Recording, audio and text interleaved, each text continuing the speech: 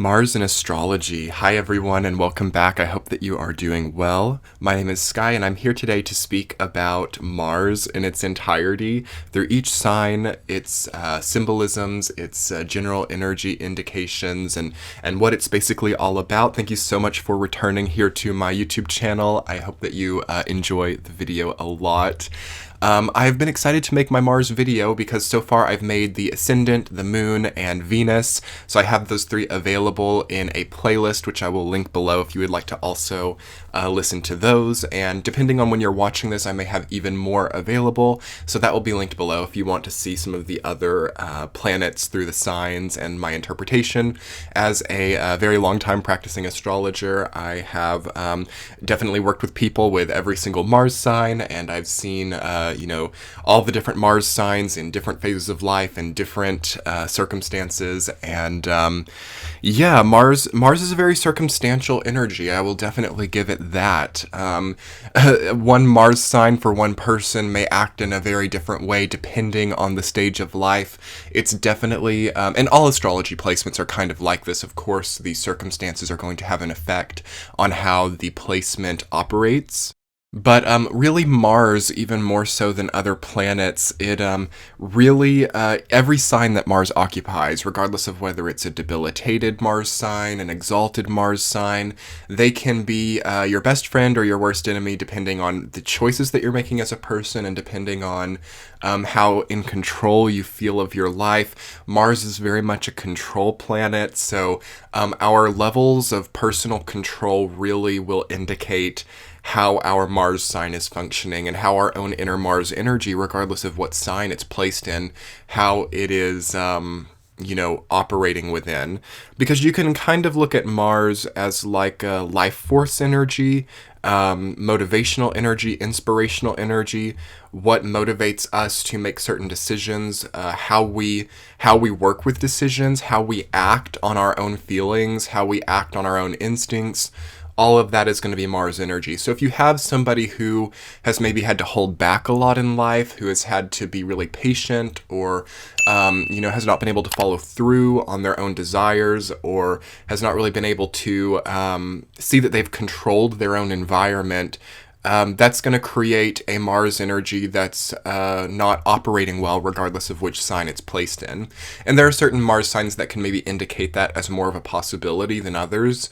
But I've seen through working with many people that regardless of the Mars sign, Mars energy is going to channel very dependently on the way that we've decided to act in our lives. It's a very action-oriented energy. It's also it's energy that deals very much with sexuality as well. So, how we've felt there will have a big impact too on our Mars energy. Have we felt, free in that vicinity? Have we felt, constrained or pent up or unable to express? All of those things will come together. It's kind of like a Freudian energy as well, because it does kind of almost merge psychological energy and then the sexual energy as well. So it's all about environment, psychology, action, all of those things kind of merging together. And maybe even psychology isn't the right word. Of course, you could see it become very psychological if you had like a Neptune contact or any outer planet contact with Mars. But it's going to really, I guess that those experiences are really going to have an impact on the psychology. And through that, you kind of see control dynamics and you see addiction and you see, emotional liability and whether that's there or not. So all of that kind of does come back to Mars in a way. Mars is also the lower octave of Pluto. So there is a connection to Mars and Pluto. Mars rules Aries, and it was the traditional ruler of Scorpio before Pluto was discovered.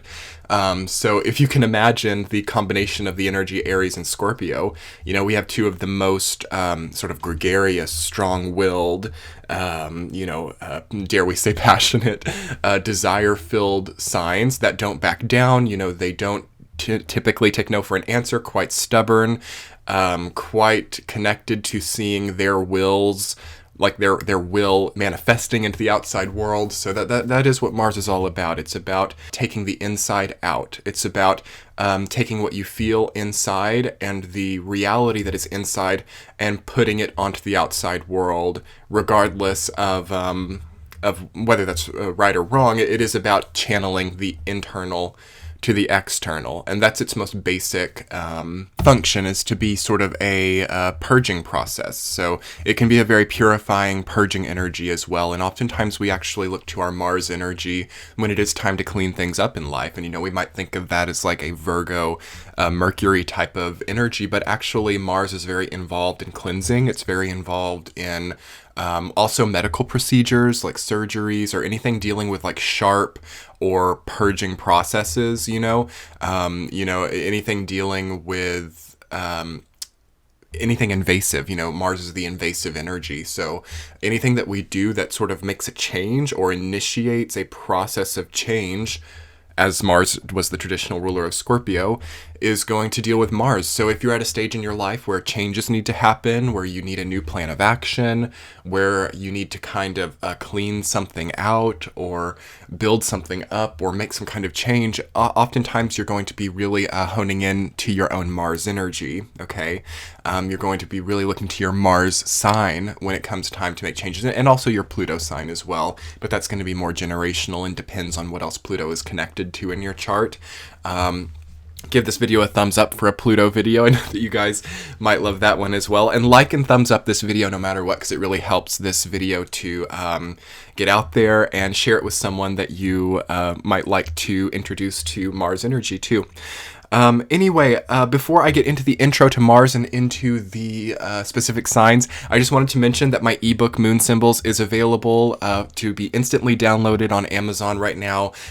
During this time when this video is going out, we are still in the social distancing quarantine mode. So yeah, be sure to check out my ebook if you would like to initiate some emotional healing right now. It is instant for you to get. Just check it in the description box below. It's called Moon Symbols, an astrological guide to healing your moon. It's all about healing that lunar energy within. I have my moon video as well if you wanted to start there.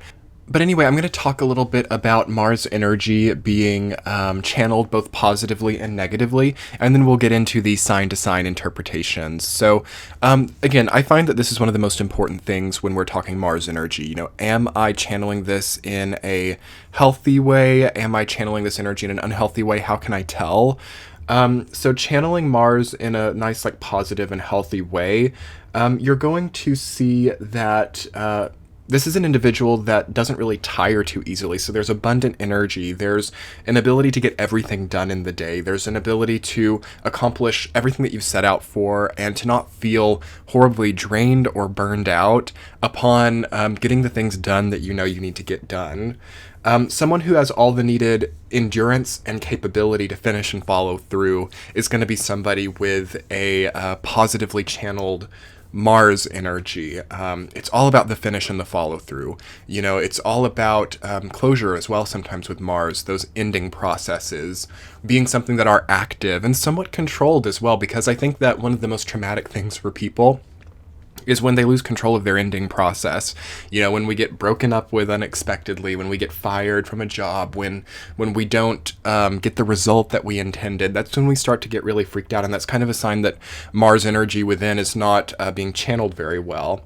So another example of somebody who is channeling Mars energy well is seeing that someone has a nice shapely figure as well, someone who's in good shape, someone who's like toned, perhaps not overdone. Sometimes I think that like super buff, like bodybuilder types of people are sometimes not using Mars energy well either, because it's like kind of not healthy anymore. But yeah, typically the body will be very telling of how someone's Mars energy is being channeled. So if we're struggling with our weight, either underweight or overweight, that can be a sign that Mars energy is struggling a little bit. But you can always tell when somebody has a healthy Mars energy by their body. They're not having to try too hard. At the same time, they do make healthy choices, and they do take control over their health in a very proactive way that's not like obsessive or difficult or painful to them.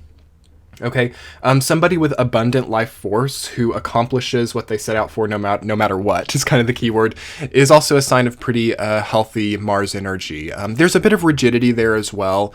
And sometimes people with a super strongly placed Mars will kind of get, too connected or too attached to things going their way, but it's not always bad either. Sometimes humans need that. Sometimes humans need to like, be in control of their own progression, their own individual progression. And that, people who have been able to make, like, for example, maybe a 2 or 3 year plan, 5-year plan, and follow that pretty well and be satisfied with how they move through that is going to be someone with a well-placed Mars and somebody who's using that Mars energy well. They will also be competitive, athletic, and strong-hearted as well.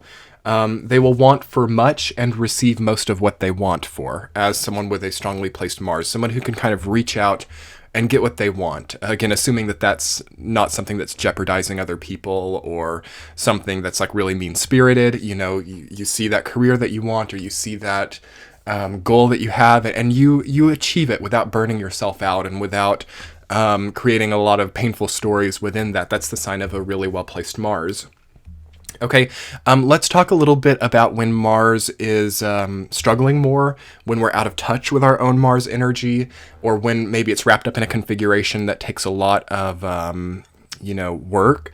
So what's that going to look like? That's going to look like a vindictive or jealous person whose desires and paths will be riddled with unreachable goals or unattainable visions. So there can be an overly ambitious person that doesn't follow through, or there can also be kind of a lackadaisical person who doesn't really feel the need to set goals or to better themselves or to reach higher, and is kind of amenable or okay with any shorthand. So it could go either way. A lack in follow through leads to insatiability, and a lack in patience or persistence, which blocks the actual channeling of life force energy demanded by Mars. Okay, so yeah, we definitely see that there is impatience or a struggle to like hold the attention, maybe like an attention deficit disorder or something with a Mars that struggles. Also, it can be sort of too quick, or what do I mean by this? It's like it's hard to follow through. It wants like quick and fast results, or like it wants like immediate. So say example, like somebody wants to like run for president and they're like, I want to be president in the next cycle, even though I've never like, done anything or really worked towards that. It's like immediate satisfaction that sometimes a Mars out of order Mars can kind of bring in. Like if I don't feel like I've gotten to the top of something, or if I don't feel that I've like gotten the huge payout for a very minimal amount of effort, then I'm not going to try at all. A lot of times a struggling Mars will have that type of mentality with things. Let's see. Also with a Mars that is struggling, there can be a temperamental person who struggles with like anger or cannot control themselves emotionally. Basically a lack in self-control. Someone who cashes out on the yang satisfaction through unwarranted anger, narcissism, toxicity, or even sloth or laziness as well. So again, Mars is all about that yang, masculine, outward manifesting energy. And sometimes if it doesn't feel right, like we get really extreme. Either we've got to get like really mean and really angry and maybe like, break something or throw a tantrum, or we're just like gonna become apathetic and indifferent and like just watch TV all day. Like this is Scorpio energy. It's going to go extreme either way. And the key with Mars energy is to find that in between. So if we're really upset or if we're really angry or something difficult has happened to us, how can we then transform that into productive energy to put into the right place to escalate our goals in an attainable, reachable, and enduring way? Okay, and one more thing to take into account with Mars, which is just kind of a fun fact, is that at this time humans are trying to explore it physically. So we have the Mars rovers, we have a lot of astronomical context with Mars, and of course we're trying to explore the entire solar system, and with Mars being one of our closest planets to Earth, it makes sense that it would go in that order. But we are really learning about Mars, and that's why, things like Aries and Scorpio concepts like anger, goals, profiting, creating a difference, creating transformation, creating life force manifested is probably one of the biggest collective themes this century, and a little bit of the last one as well. We are very connected to that part of the human condition, which is striving, ambition, providing for other people, having the spirit and the will to kind of make a better life, or to, really construct our own reality from our own forging abilities. So those are very like Mars concepts. And we seem to be really stuck and caught in the sort of like endless like battle of the sexes. You know, we've got like men versus women, or divine feminine versus divine masculine, or Mars versus Venus. And I also have a Venus video as well. So that is there. I'll link that in the top right hand corner, and I'll link that below too. So I did a video all about Venus. So I'll let you judge for yourself which you prefer to work with right now. But anyway, on that note, I think that I am ready to go into sign by sign by Mars. So if you don't know what your Mars sign is, you can go to any online calculator, astrological online calculators, and put in your birth date and time, and you'll figure out what your Mars sign is. You know, you don't even have to put in the time, actually. Mars most likely will not change much on the time of day. It'll just change the house that it's in. So as long as you know your birth date, you can know what your Mars sign is. So assuming that you know what your Mars sign is, let's jump in to the sign by sign. Okay, hello, Mars in Aries. Let's talk about it. So yeah, this is the home placement for Mars. Mars is ruled by the sign Aries. And yes, we are very happy with Mars in Aries. It's an optimistic placement. It's a gregarious placement. It can be ambitious, athletic, very physical energy. So the physical body and the energy levels of the physical body are going to be the starting point for everything. You know, as a Mars in Aries, if you don't have the energy or the want or the desire to do something, it's not going to happen. You know, the first thing that Mars and Aries really have to get straight before they feel like their life is satisfactory is that it's not really a good placement for forcing yourself to do something that's not right. You know, some people with a, you know, like a very responsible Saturn placement can be, you know, the provider for the family when they always just wanted to like be at the circus or something, maybe so.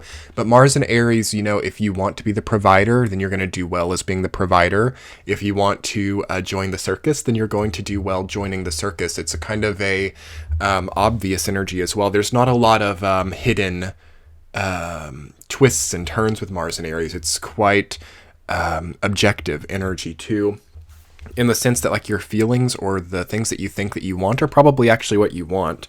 You know, some people with a tough Neptune can kind of trick themselves up and be like, yeah, I really want to be a chef.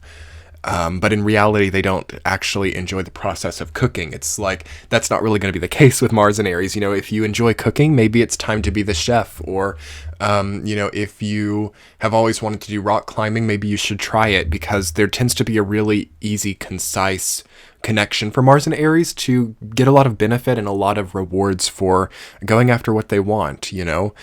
So as a Mars and Aries, I might really ask myself, am I going after what I want? Am I pursuing the things that I want? Most likely it needs to be something somewhat adventurous as a Mars and Aries.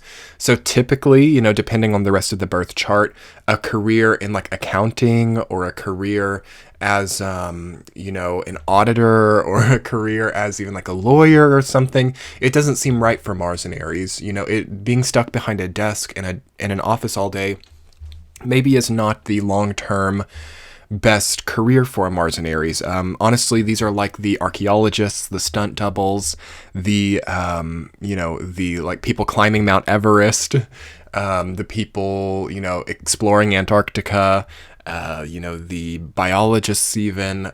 Something that takes you out of your comfort zone is important with Mars and Aries. Also, just being athletic too. So if you are a Mars and Aries with maybe a really strongly placed Saturn or something, maybe you're the accountant who goes on like one archaeological trip per year or something. Maybe there needs to be more eccentricity within what you do in your life if you're feeling stifled as a Mars and Aries. Because one great thing, Mars loves to be placed in a fire sign.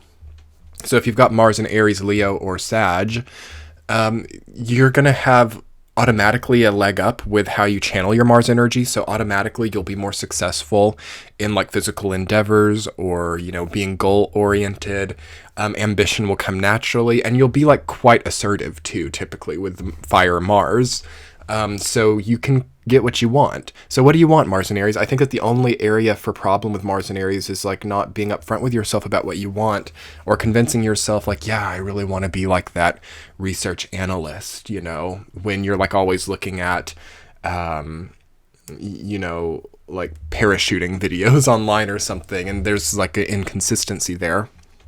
So also Mars and Aries, watch out also for infidelities or for the desires that are not upfront or the desires that you don't realize were quite there. Sometimes Mars and Aries, and this is not going to be all Mars and Aries, but it's a very strong, pent-up masculine energy sometimes, so it's going to need a lot of release. So how are you going to get that? You know, maybe you can find creative ways to get that. I think sweating is really good, so sauna, time in the sauna, hot showers, very strenuous physical exercise is going to be important for all Mars and Aries. You know, regardless, you need to have a good exercise regimen. And I'm not even necessarily saying like yoga or like Pilates or something that sounds good and everybody thinks is great. That's kind of too technique based. Which can be good for you too, but you need something like just like running, like a marathon, you know, something that doesn't have to be so distinctly like beautiful and artistic. I mean, that can be too, like if you've got like a Venus and Aries too, and it's like a Mars-Venus conjunction, yeah, like martial arts or, you know, gymnastics or something that's very, you know, beautiful can be great too. But just Mars and Aries, it just needs something strenuous, laborious, and sweat-inducing to really get out some of that energy. Otherwise, it's going to be prone to like an instinct or a like pull to something maybe a little bit dangerous as well.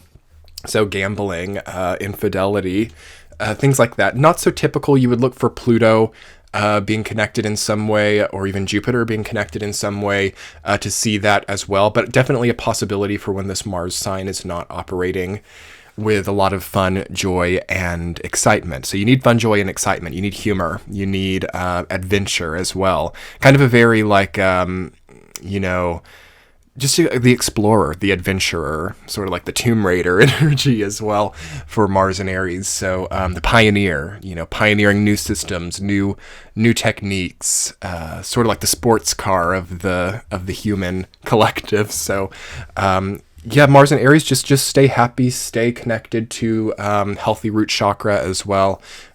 Keep active, keep adventurous, and always up the bar for yourself a little bit. Never watch out for too much satisfaction, and that's a weird thing to say, but if Mars and Aries gets too satisfied, it can get a little bit, you know, just unsure of where to go next. So always have that next mountain to climb. I feel like as Mars and Aries, you always need that. Okay, next sign, let's talk about Mars in Taurus. So Mars in Taurus, that's an interesting one.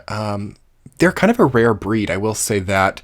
I've worked with them, but maybe less than any of the other Mars signs. You don't really see them much, and that's because the Mars and Taurus people are busy working with their own abundance, okay?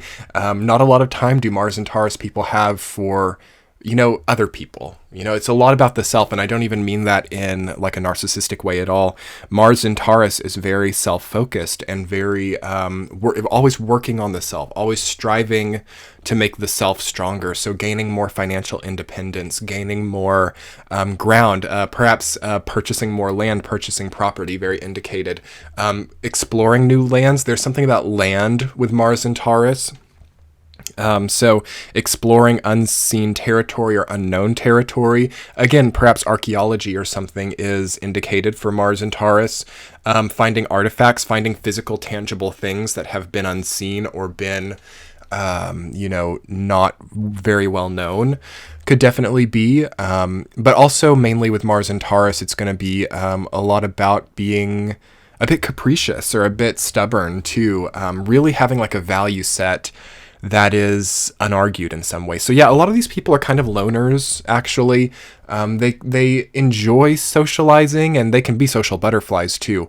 But at the end of the day, they kind of typically have a smaller circle or something that is more small and beautiful, okay? They kind of fear excess or fear abundance too.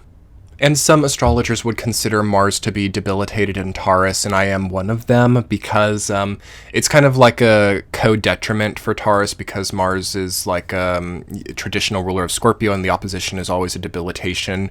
So I really believe that Mars is strongly connected to Scorpio, so it, by that logic, does share a debilitation in Taurus. And why is Mars semi-debilitated in Taurus? That's because Taurus is a sign that receives, and Mars is a sign that pushes outward. So with Mars and Taurus, there's always going to sort of be a bit of a frustration with like, what am I getting and what am I giving?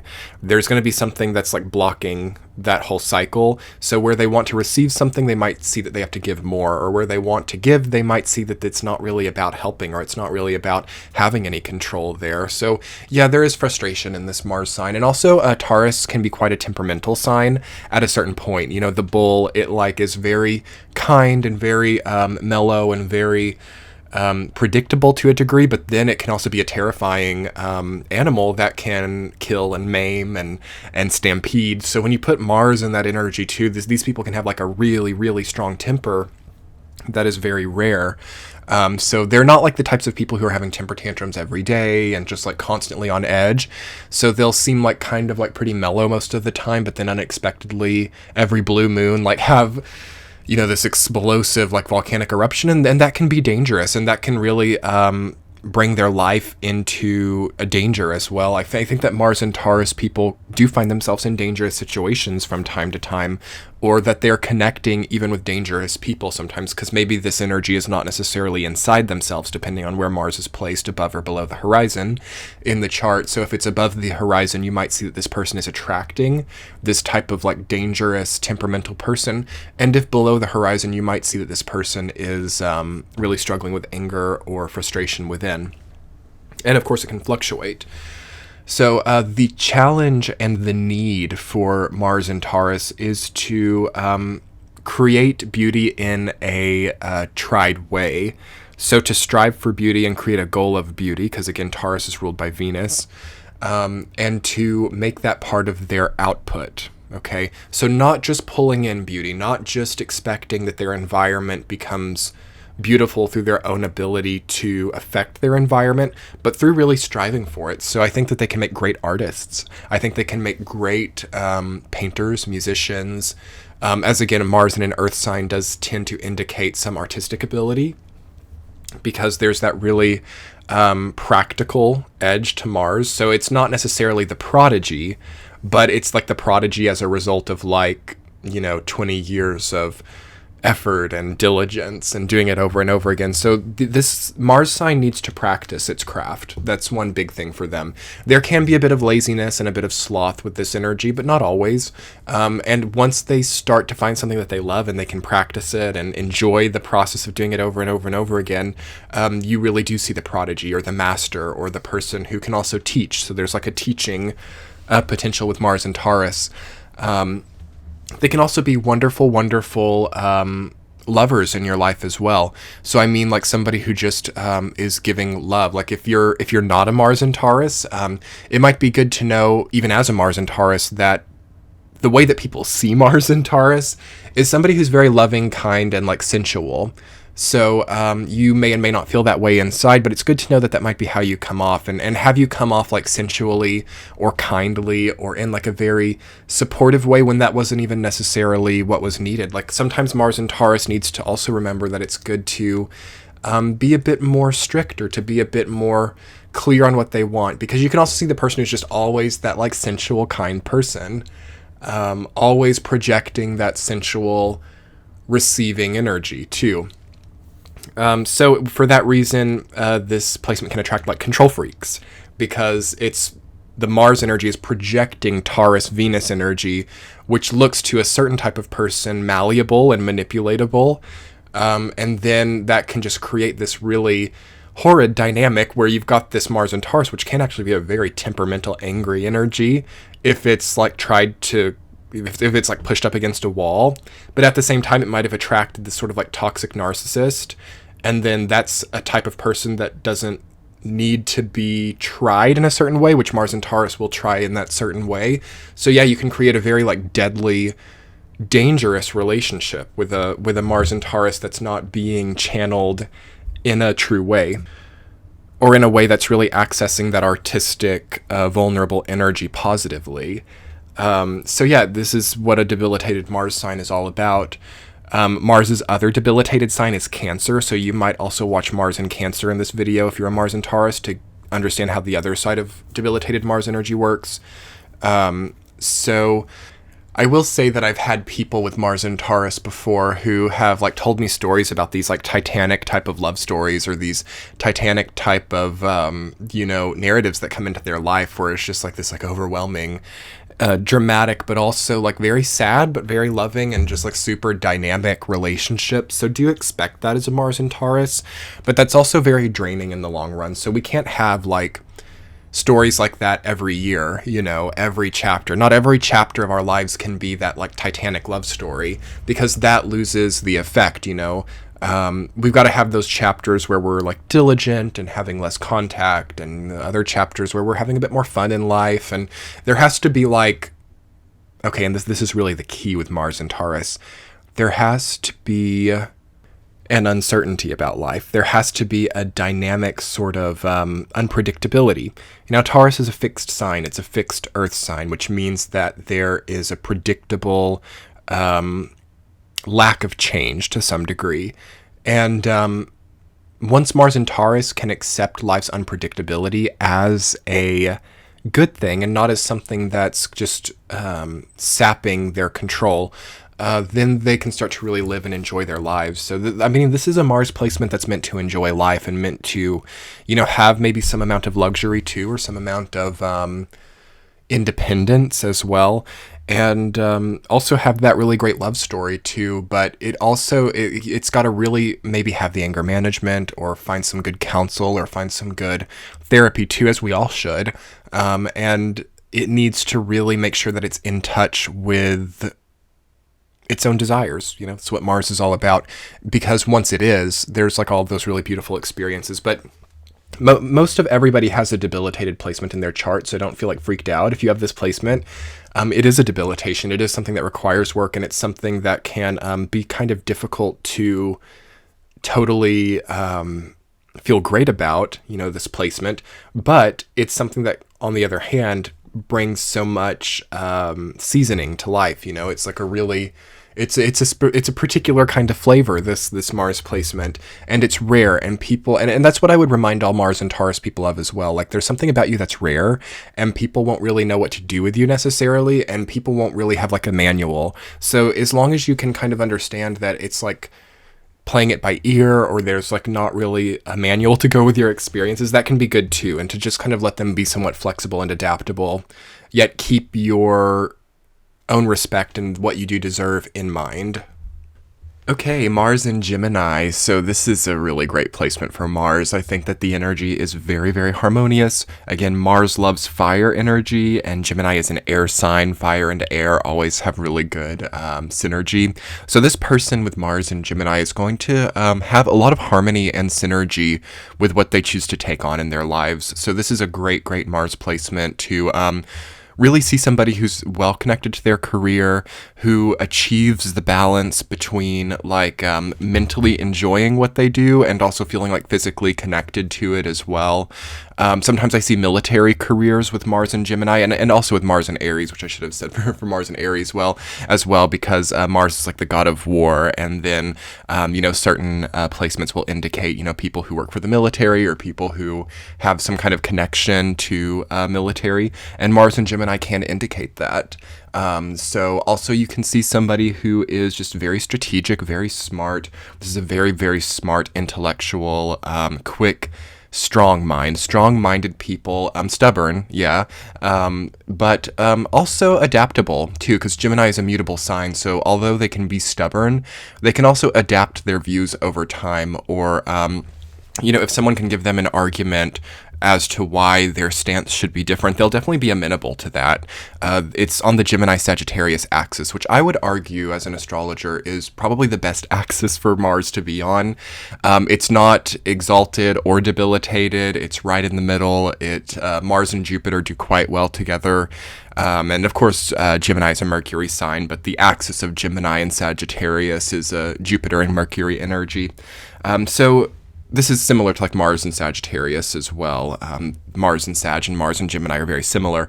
And Mars and Gemini is a bit more, I would say, focused than Mars and Sag. Mars and Sag can be a little bit ADD, but Mars and Gemini typically really has a well-honed, strong mind, and the body is going to really connect to the mind. So the goal for a Mars and Gemini to have a really healthy Mars energy is going to be to harmonize their body and their mind. I think the worst case scenario for this Mars sign would be being in a career or being in some kind of project that doesn't feel authentic to them. So where they might be going through their work day and in the back of their mind, like, I wish I wasn't here, or I don't agree with the decisions that this company is making, but I'm going to make myself support it. That can be sort of a crisis for them. And I think that every Mars and Gemini person goes through a crisis where they're like called to support something they don't believe in, just to kind of test the resolve that they have in their mind.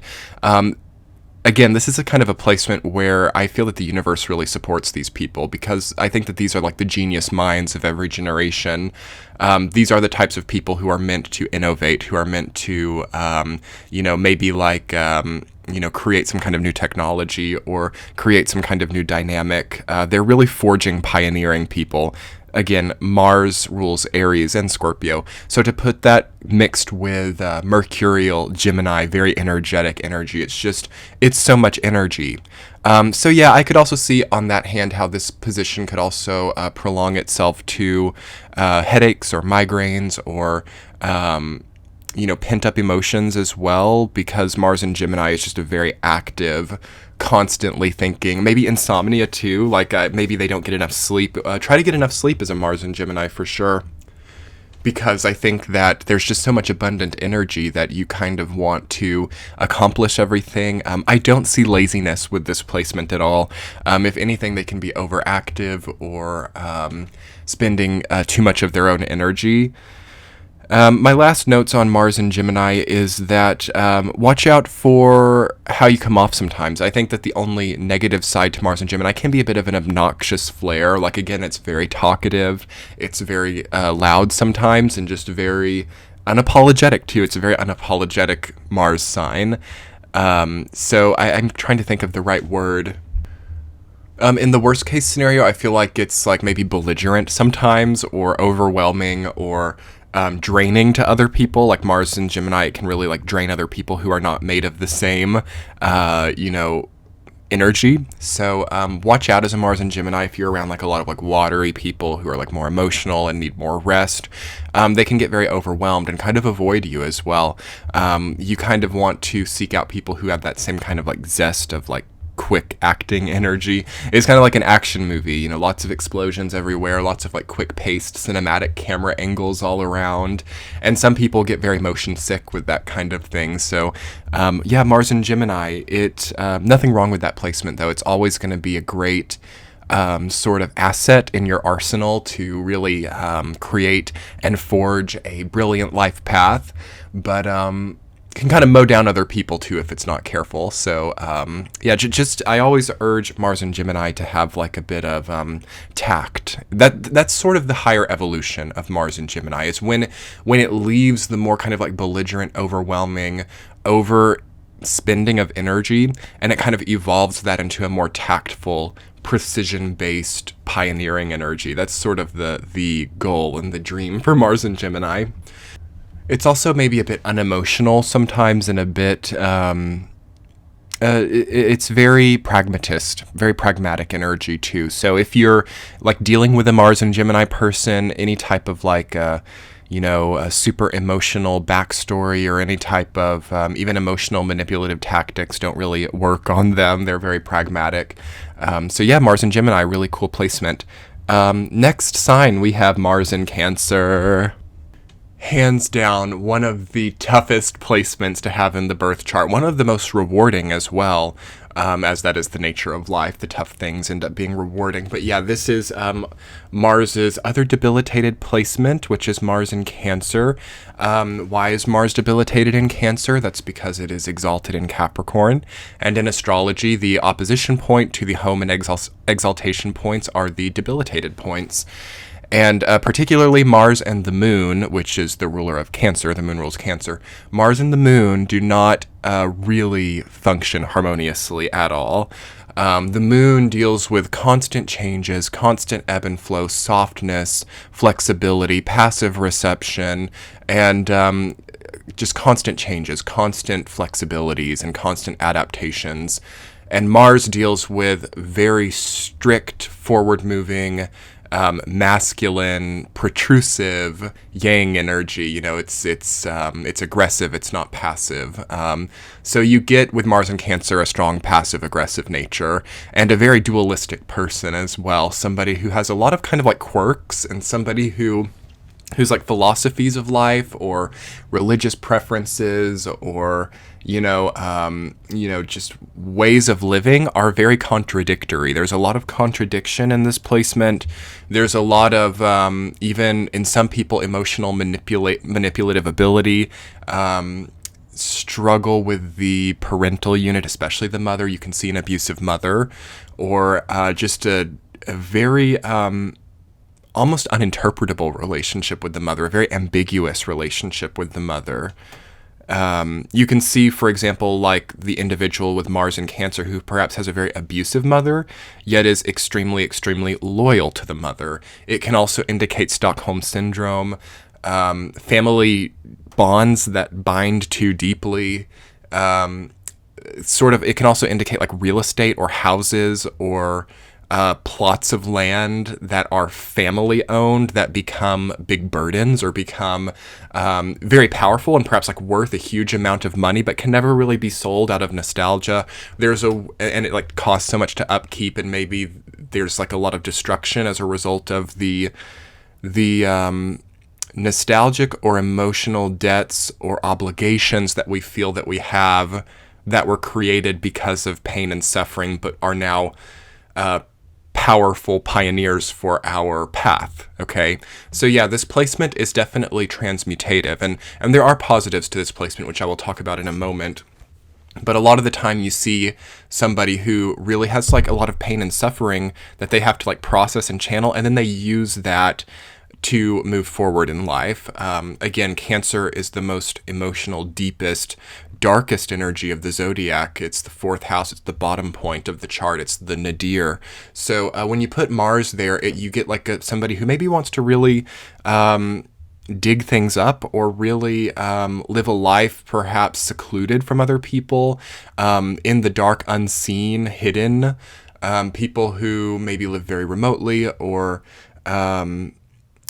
even are off the grid, or ambiguous, or like even expat, or have some kind of like unidentifiable nature. There is like a lack of maybe identification or lack of identity here too. It's a constant identity crisis with this placement for sure. Let's see, what else do I want to talk about with Mars and Cancer? It can indicate also struggles with generations, okay? Whether that means that you have a difficulty with your parental units. It can also indicate estrangement from children as well. Not for everyone. I don't want to freak anyone else out who is watching this, but as a Mars and Cancer, you have to be very careful with how you relate to your children. Because what it does, you see Mars, and we kind of talked about this a little bit in the intro, Mars kind of pins things up and makes them very obvious. So as an astrologer, we can look at a Mars placement and say, okay, this is where we need to work. This is where we need to pioneer. This is where we have to really, be responsible and make progress in the karmic life. And especially if Saturn aspects the Mars placement, there's a lot of work to be done on the idea of parenthood and ideals of parenthood. Again, it does not at all mean that every single Mars in Cancer is going to even have a difficult relationship with their children or with their parents. But I, as an astrologer, I just will note that I have seen estrangement in this placement more than any other placement. In clients, in people around me. I've known a lot of people with this placement, and they all have this in common. Almost all of them have either been estranged from their own parents at one point in time, or have had children who have estranged themselves. And why is this the case? It's because I think energetically and karmically, the Mars and Cancer person kind of comes in to really make those, again, we were talking about those hidden or difficult parts of like lineage, it really exposes those things, and it really pushes the person who's born with Mars in Cancer to work through those things and to find acceptance and to accept some amount of lack of control. So the way, as a Mars in Cancer, to really quickly overcome any issue with estrangement or abandonment, also abandonment is a big thing, but kind of the same thing as estrangement in a way, we have to really accept that we don't have control of everything, because that's what kind of freaks people out about Mars and Cancer people, and why, and again, it's not every Mars and Cancer. We'll talk about the good parts in a moment. But certain Mars and Cancer people really suck the air out of the room. They can be the most joyful, like loving, loyal people. Like, I'm not kidding. They have like the loyalty reserve that maybe no other placement has. And maybe like Mars and Scorpio is there too. And they are always there. They're usually a safety net for other people. They're that safe, secure person among a lot of like, volatile people. But there's something, if there's a control problem with the Mars in Cancer, if the person with Mars in Cancer cannot let go of things or not accept liability, that's a big thing for them too. It is sometimes very difficult for them to admit to being wrong. Again, this is like the penultimate mixture of mother and father energy. So it's the person in charge, the person in control, and there's a fear there to admit wrongdoing, because that's almost like an admittance of negligence, which parents don't like to admit to, because it paints a picture of them that makes them look like, like a negligent or abusive parent, which no parent wants. So this can kind of start to mask the entire life, and every small thing becomes like a really overbearing attempt to look really in control and to look really safe too. It is a lot about safety with this placement and forging a safe home. That's kind of a lot of their life path. It just deals with maybe owning their property and home free and clear. Having passive income where they are like not beholden to anyone. A lot of them achieve that too throughout their lives. But in order to really overcome these themes of abandonment or estrangement, Mars in Cancer has to be able to face themselves and not fear themselves. Because again, Cancer is the sign of the self. It's the sign of not even just the self, but like the deepest inner point of whatever human life is. So Mars in Cancer is going to kind of unearth that and discover that. And I think that it's when they become very afraid of that, or they become unable to admit who they are or what they actually represent, that's when they start to really suck the air out of the room, and people can't actually stand to be around them, regardless of how kind or wonderful they are. Because I've noticed this with Mars and Cancer people. It's not that typically there could be other placements. It's not that they're like mean or, particularly abusive in my experience. I've not seen Mars and Cancer. It doesn't mean they don't exist, but I've always been confused about why estrangement is such a big thing for them, because they don't immediately hit me as like a super difficult type of person to get along with. But what I start to see is that people around them or family around them become an escape or become a means to divert their own gaze from themselves. And that what that does is that negates the purpose of Mars in Cancer. So if a Mars in Cancer person is trying to divert the gaze of their true selves away through other people, they're going to become alone, and they're going to become unable to do that, so that they're forced to see themselves. So oftentimes with the debilitation in astrology, we can either have it the easy way or the hard way. If a Mars in Cancer can work on themselves, form a really nice, strong spirituality, maybe even a nice, connection to their own religion. Once they can do that and they can allow it to magnify the view of themselves and accept what that looks like, they will see that those old themes of abandonment and estrangement leave and slip away. But if they can't do that, it's not going to. Mars is very blatant. It's a very blatant, blunt energy. Like, for example, like a debilitated, like a Neptune configuration or something, or Neptune placed in a configuration that sort of debilitates the energy. That can come in roundabout ways. You could see with that type of energy that, even if the person is very abusive, like they never end up being estranged because the messages come in like weird roundabout ways. But with a Mars placement, it's always going to be really blatant and really clear and really like protrusive. So yeah, Mars in Cancer, it's gonna keep you alone and by yourself. Fourth house, it's the self. If you can't unearth and face those things that are coming up from the deep past, from your own relationship with your parents or your own parent parental ability. And also from your possessions too, because Cancer does have rulership over the things that we own that kind of identify us. So our houses, our cars even. You want to watch out also for vehicular accidents too. So keeping your car in good shape. Cancer does represent cars. It's a debilitated Mars, which can be an accident indication. So keep your cars in good shape and make sure you're in a good space when you're driving or operating heavy machinery, because this placement can kind of trail off. I've known Mars and Cancer people who've like fallen asleep at the wheel and had car accidents, but they're also like very strong, and they don't. I mean, they're hard to like. They're made of very strong stuff, and especially if there's like Capricorn placements or Saturn connected to Mars in some way. Like, don't let any of these messages scare you. But this is one of the most, in my opinion, one of the most difficult debilitated placements in the entire astrological system. Unless you can take the simple truth, because that's what there's nothing too complex or scary about Cancer or Mars. And sometimes as people, philosophically, that's what we really worry about the most, is the simple things.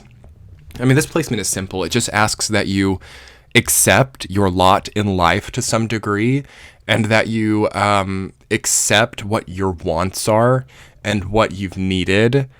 And if there's anything there that you don't like or that you don't approve of or that you feel is not connected to your philosophies or moral code or anything like that, then maybe it is important to have counsel, or maybe it's important to work on it and make it a job, because Mars is where we find work. It's where we find jobs. It's where we find help as well, and assistance and progress. So this is a great placement to have a great therapist, or to have a great astrologer, or to have a great spiritual helper.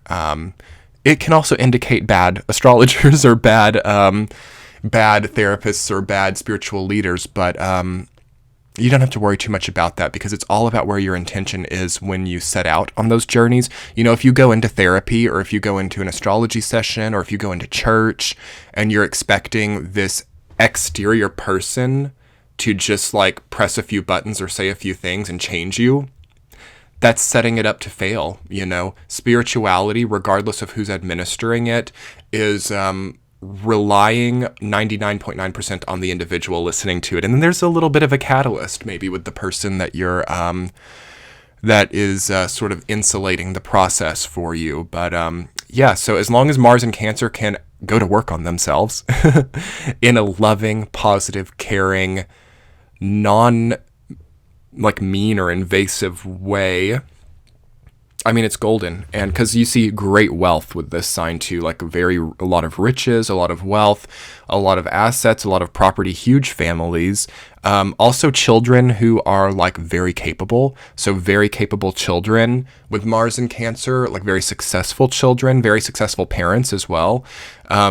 Parents who might have been pillars of the community, or parents who might have passed on some kind of like secret to like success, or some very valuable thing, like inheriting really valuable things that help your work ethic or help your success in life, is all part of Mars and Cancer.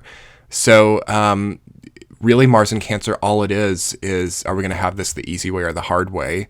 Can we accept what the truth is? Can we learn valuable levels of self-control that are not self-deprecation or self-sabotage? That's where everything is for you. So thank you so much, Mars and Cancer. Don't worry too much about it. You might listen to Mars and Taurus as well, because that was the other debilitated sign. It's a similar energy. And try to not worry too much about having a debilitation. We all have debilitations, but I think this is just one of the best placements in the world. If you have it, to like do some easy, blatant work and to make quick progress too. It's both cardinal energy, cardinal Aries energy of Mars, cardinal Cancer energy. Like, the moment that a Mars and Cancer wants to not hurt and wants to not have abandonment, a snap of a finger and you figure it out, it's done. But do we kind of need that to feel a certain way? That's always a question with this placement. Anyway, moving on. Okay, Mars in Leo. I love Mars in Leo. This is a great placement for Mars. Very strong, very powerful, very enigmatic and high energy, high octane energy. This is Mars placed into the sign of the sun. So when you have Mars and the sun come together, it's like this sort of penultimate masculine energy that knows what it wants and knows how to go after what it wants, and can sometimes get way too connected to what it wants as well. Mars in Leo, though, it's really, I think that the best thing about this Mars sign is the motivation that it can find, and also the spotlight that it attracts as well, because Leo, whenever we have like Leo placed into the chart, it's going to spotlight the area of the zodiac that it's in. So of course, whatever house your Mars is placed in is going to be really highlighted and really spotlighted, and really maybe your life is really going to revolve around this placement, or revolve around the dynamics that come up around it. I'll talk about what's really good about Mars in Leo first. So I think that this Mars sign really shines in career, and really shines in how it can motivate other people. I think that anybody who's been really successful, or anybody who's done really well, has either maybe had Mars in Leo, or had somebody with Mars in Leo behind them. Mars in Leo is a really good supportive role, and so someone with Mars in Leo might make a really good like agent or manager or lawyer, or vice president, or somebody who's like right under the top command, because this is such a foundational, bright shining energy. Sometimes I will say that I've noticed that this Mars sign also struggles just a bit in getting to that very top position that they often aim for. But nonetheless, they tend to succeed really well, and they tend to get really far in whatever field they choose. I think that another strong trait in Mars in Leo is just the sort of presence of like a fixated mindset. So Mars in Leo is going to be very convicted with how they feel, or they're going to have a lot of conviction, is what I want to say. Their opinions, their philosophies, their goals, their decisions, these things are going to get really fixed in place. And for the most part, those are going to be unchangeable. So don't stand in the way of a Mars in Leo when they're going a certain direction. Really watch out for taking them off of their path, or distracting them, or, keeping them from their next step, their point B. They're always going from point A to point B, always moving on a pretty linear path, and God help anyone who diverts that. It can be a bit of a vengeful energy as well. Leo is sort of like the sign of rulership, and the sign of like kingship as well. So putting Mars there, you can kind of see like the militant king or queen archetype. You can see the person who's like always on the warpath, or always kind of, very resolved with what they want. And sometimes they can inflate things as well. So small problems can become, life or death issues. Mars and Scorpio is also that way. But Leo and Scorpio energy can be quite similar. They're both fixed signs, and you might kind of see this person a bit scorpionically. You might think that, or if they're a Scorpio, but you might see that they have a lot of scorpionic tendencies, because the Leo energy really spotlights Mars, which is a traditional co-ruler of Scorpio. So there's a just strong power that these people have, like very clear. You kind of know, like, you don't want to mess with them, and you don't want to play games with them. It does feel like there are consequences when you mess with this type of person, or when even if you're like maybe just a bit condescending. To never condescend to Mars and Leo, that's not a good thing to do, although they can be quite condescending. Not all of them, but some of them will have major ego problems. Again, not all Mars and Leo, but again, this can definitely be a case of narcissism, or a case of like, I'm right no matter what, or again, it's just such strong conviction towards values, and such strong, it's really such strong self-confidence too. Of course, there can always be other placements that indicate maybe insecurity or self-esteem issues, but that's not what this placement is. Not one of those. This placement holds itself in esteem, and it has to. There might even be stories that come from early on in a Mars and Leo's life where they never had the spotlight, or they never were allowed a platform, or they never were allowed to shine in any way. So a lot of their story is going to deal with creating their own shine, and creating their own platform, and creating their own stage as well. I will say this isn't the most wonderful placement, depending on what house it's in, to live a very private life. This can be very public energy, so like public people, social people. They need to channel some of their energy into things that are not that big of a deal, because they can get really hyper-focused into, I don't know, stories that get like, what's the right word? It's like things that get stale, predictable. They need some amount of like change and turnover, and because again, it's like super fixed energy. And what else would I say about Mars and Leo? I think that to thrive as a Mars and Leo, you need a lot of output, okay? You need a lot of things coming out of you. You need maybe a lot of exercise regimens, a lot of speaking, a lot of socialization, a lot of connection with other people, and to be more on the giving side. This Mars sign doesn't receive too well. That's an interesting thing. They really have to be outputting instead of pulling in. And because, again, the Leo energy is spotlighting that cardinal Aryan Mars energy. So they will be seen to be very giving. Maybe a charitable organization is a great thing for them to run, or something that deals with giving on a mass scale, because not only would that sort of help them to feel more attractive, but it would also maybe honor the need that they have within to do well for other people and to do good. In fact, I would wager that a lot of people who are in charge of like nonprofits or have like really big charitable contributions might be Mars and Leo people. Also, almost every single Mars and Leo person I've ever known, loves to smoke and loves to drink coffee. So smoking and coffee, that could be a thing for Mars and Leo. Of course, smoking, we need to quit it for sure. And coffee, we probably need to quit too. So yeah, Mars and Leo can have vices, okay? It is kind of like the energy of vices and sort of indulgent addictions that are kind of connected to being, in high society, having the nice wine or having the expensive cigar or, the imported coffee or tea or something like that. So that's a really nice thing for this rising sign. Try to honor that in a healthy way. What can you import? What can you have that's like really capturing your essence of kind of like high glamour or, kind of like sort of almost a 50s vibe. How can you encapsulate that in a healthy way? That's a great thing to strive for as a Mars and Leo, because you might also see as Mars and Leo that aesthetic is really important. So you might have a lot of like standards about how you really maintain your environment, or how you dress, or how you appear, or how you project to other people. That might have like a lot more emphasis than you even realize. So it might be good to really unpackage that and ask if you're satisfied with your surroundings and your environment, because I think Mars and Leo needs that really badly. It needs to feel that it is the center of its environment and that it is in control of its environment.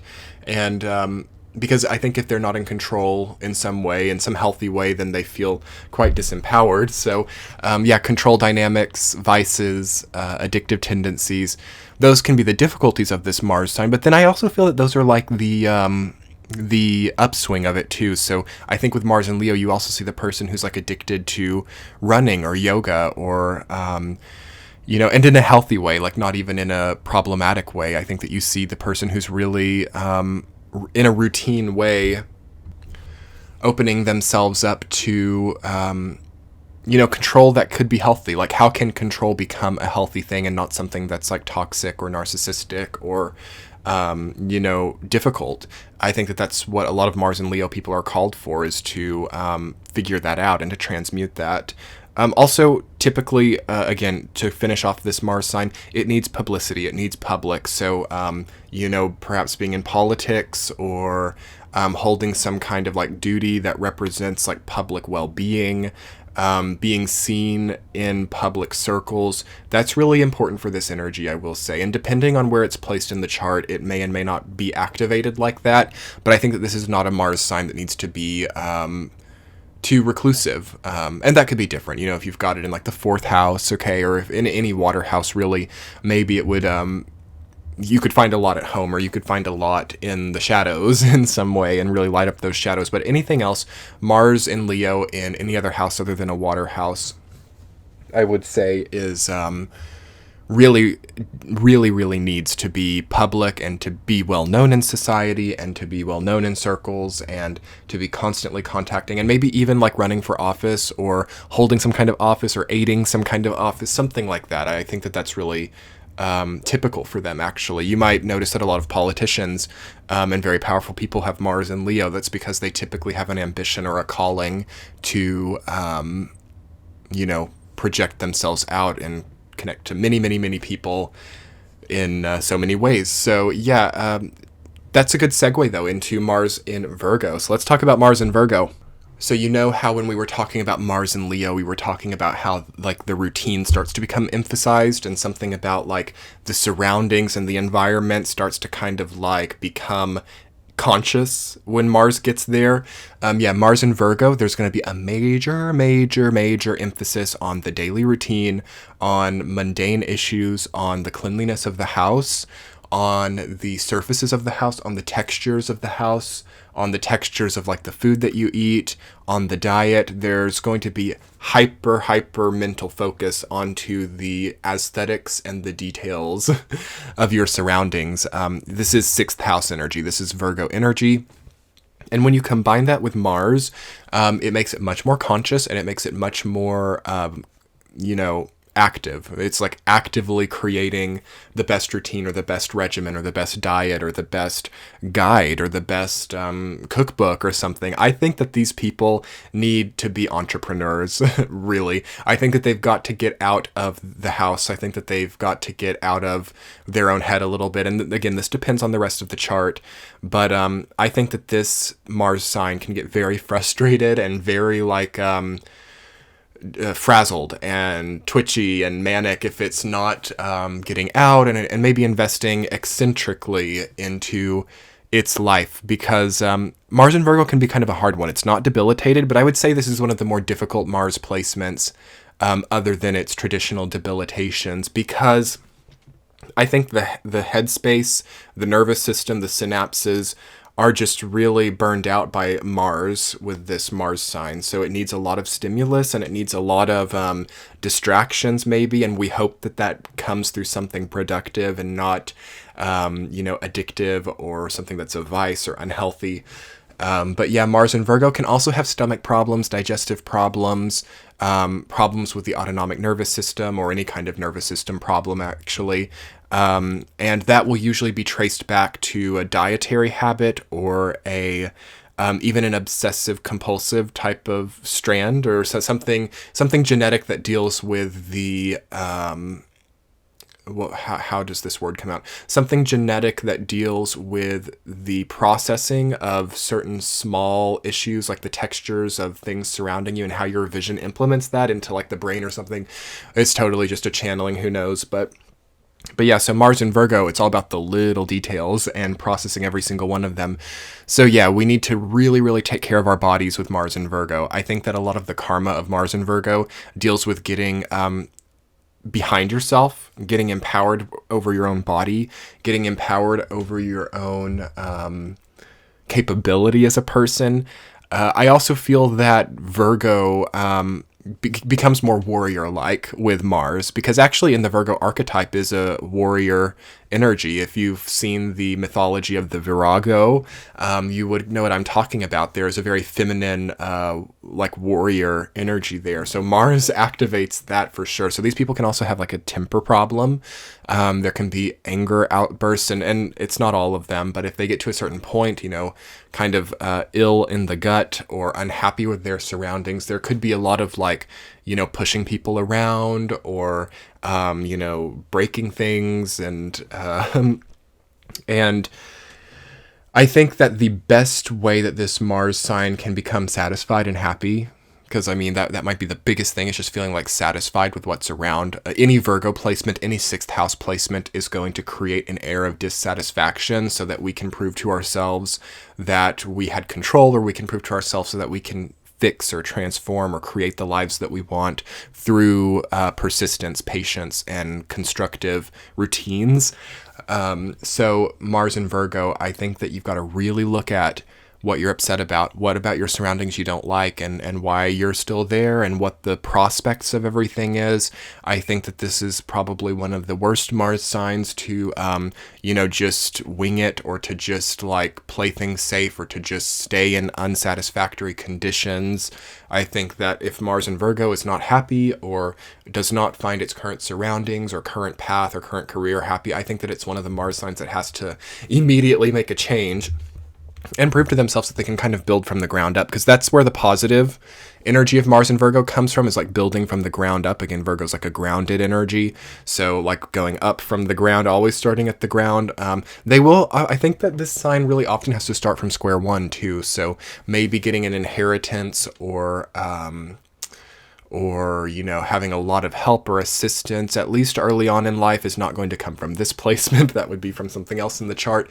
Usually these people kind of really start from zero, just to prove to themselves that they can have self-reliance. Because the thing about like inheritances, or, good marriages, or anything like that, where we don't fund ourselves, or where we don't rely on ourselves to, grow or gain ground, those are karmic binds. Those are karmic contracts. And that has implications. Like, that's why Mars in Virgo is not debilitated, is because it really does force people to construct their own benevolence, so that they're not beholden to other people. This is a really good sign for independence and autonomy.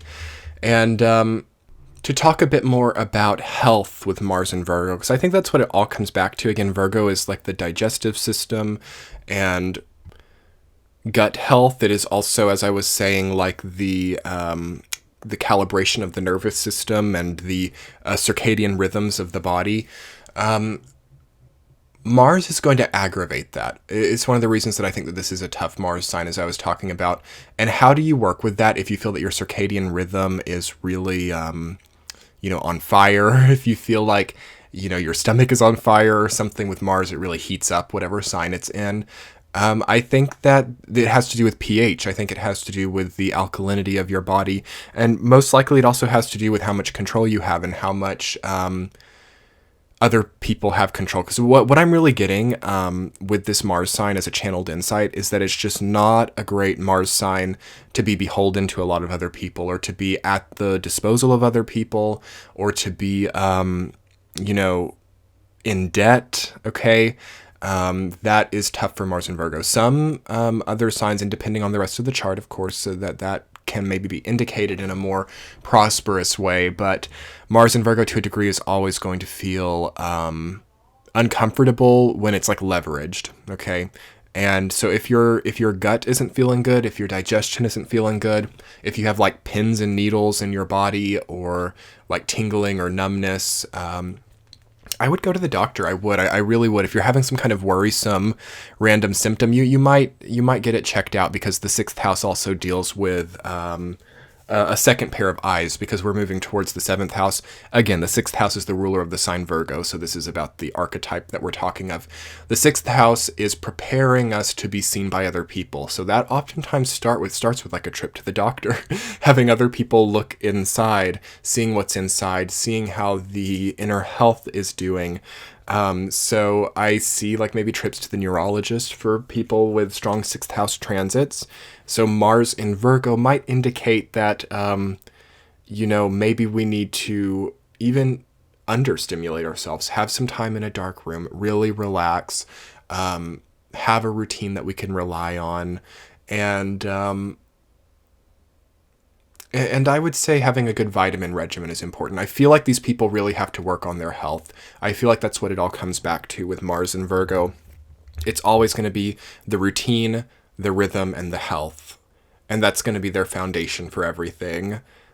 So you know where to start. And then pretty much anything else is very flexible, because again, Virgo's mutable. It's an adaptable sign. So I feel they can really be anything. They can have like any career, any job, any, location would probably be okay. Maybe not somewhere that's too hot. Okay. So maybe not near the equator, although that tends to be good for autoimmune disease, which I think could be a potential for Mars and Virgo. So yeah, it's really neither here nor there what they do, or what paths they get on, or what ambitions they have. It's really like what they're working with inside. So Thank you, Mars in Virgo. I really learned a lot about your energy. Okay, let's talk about Mars in Libra. Okay, Mars in Libra, hello, we have another debilitated Mars placement. Some people kind of argue, again, about Mars's Libra debilitation. I consider it a debilitation just because it is opposite from Mars's home sign of Aries, so there's going to be a volatility within this placement, and there's going to be a sort of frustration because of the opposition. So Mars in Libra, I don't initially feel that it's too problematic. I think that the Mars in Cancer debilitation and Mars in Taurus as well are more difficult placements than Mars in Libra. Although I will say that there is a neutrality of mind that creates like inner turmoil and frustration for this placement, because Mars energy is like it enjoys so much to be decisive and to be like on one page, to be on one side of the fence, on one side of the opinion. But Libra is all about, middle ground and indecisiveness. And, most of the time it can also be very decisive, but it's about weighing the balance. And Mars does not like weighing the balance. It likes to immediately come to a decision. So I think with Mars in Libra, there's a lot of like, I don't know, maybe insecurity, or not insecurity, but like angry self-dialogue, okay? About like, oh my gosh, I made the wrong decision, or oh my gosh, I was in the wrong political affiliation, or I really thought wrong for all of that time, or I really made, the wrong career move. I feel like there's a lot of that sometimes if Mars in Libra is struggling. I also think there's a lot of advice for Mars and Libra to give as well. So maybe a career is like an advice columnist, or someone who's like a life coach or an advisor, or helps other people to make decisions, is like how this Mars sign really flourishes at the end of the day. Also good entrepreneurial energy, because maybe there's like a lot of eggs in different baskets with Mars and Libra. But before they can do anything, and this is kind of like Mars and Virgo, I always love how this quadrant of the astrological wheel, like Virgo, Libra, Scorpio, and Sag, they all kind of like really work in a weird kind of tandem. You'll get what I mean if you're an astrologer. But yeah, so Mars in Libra, it's coming off of Virgo, where we dealt with a lot of like issues of rhythm and routine and critical thinking and decisive nature. So I feel that the Libra energy has this like inner knowing and this like, this really good circadian rhythm that Mars kind of like heats up improperly. So it's kind of like, say you've like packed a great picnic and you're going out to like the beach or something, and it's like hotter than you expected, and all the food becomes odd because of the heat, but it's like, it looks good like on the Instagram upload, but nothing of it was very nice. Do you guys know what I mean? I think that some people will understand what I mean, like with social media, and this is why I hate social media, but I mean, hello, here we are. Because oftentimes like things look very differently than they actually are. You have like this experience and you're like, this looks really good in picture, but this was not, but I felt really sick and really ill the whole time that we were here, and it just felt wrong the entire time, but that got the most likes. That's kind of the energy of Mars in Libra, where like the things that you do best at, or the things that get the most like, audience or applause, are going to be the things that you kind of felt really bad to get done, or you felt like were not right. That's not forever, but there's a piece of wisdom in that. And there's, and that piece of wisdom, I think, for Mars and Libra people deals with like, am I important in this? Again, Libra is the only sign in the zodiac that's an inanimate object. So Mars does not like the inanimate. It likes things to be like zesty and full of life and like, warm-blooded. And Libra's just like the scales, So you might see that in your life as well, that there are all of these like warm-blooded people around you, and you feel a bit inanimate, a little bit third wheel energy, a little bit of like unheard as well. The throat chakra is definitely going to be coming into play with Mars and Libra, because I find your energy quite difficult to describe. I understand it really well. I've worked with a lot of people with this placement, but it's hard to describe. So it's like, I think that you guys get it, but there's something about it that's just like blank or neutral in a way too. And it's kind of like that's that. But I'll talk a little bit more about it, and I'll talk a little bit about how this Mars sign can flourish more. So how Mars and Libra can flourish more is recognizing when they're feeling a sense of burnout, okay? Burnout is going to be something that you deal with, and you might not recognize it. So, and it might be coming from the wrong thing as well. Or you might be like doing your job, for example, and you're like, oh, I just can't stand to do this job anymore. And you're like, I'm so burned out. And it's like, in reality, what's burning you out might be the fluorescent lights, or it might be like the people who are like in like you're working and they're like making loud noises from somewhere else in the office or something. And it's like, that's what's making you feel burned out, not the actual job.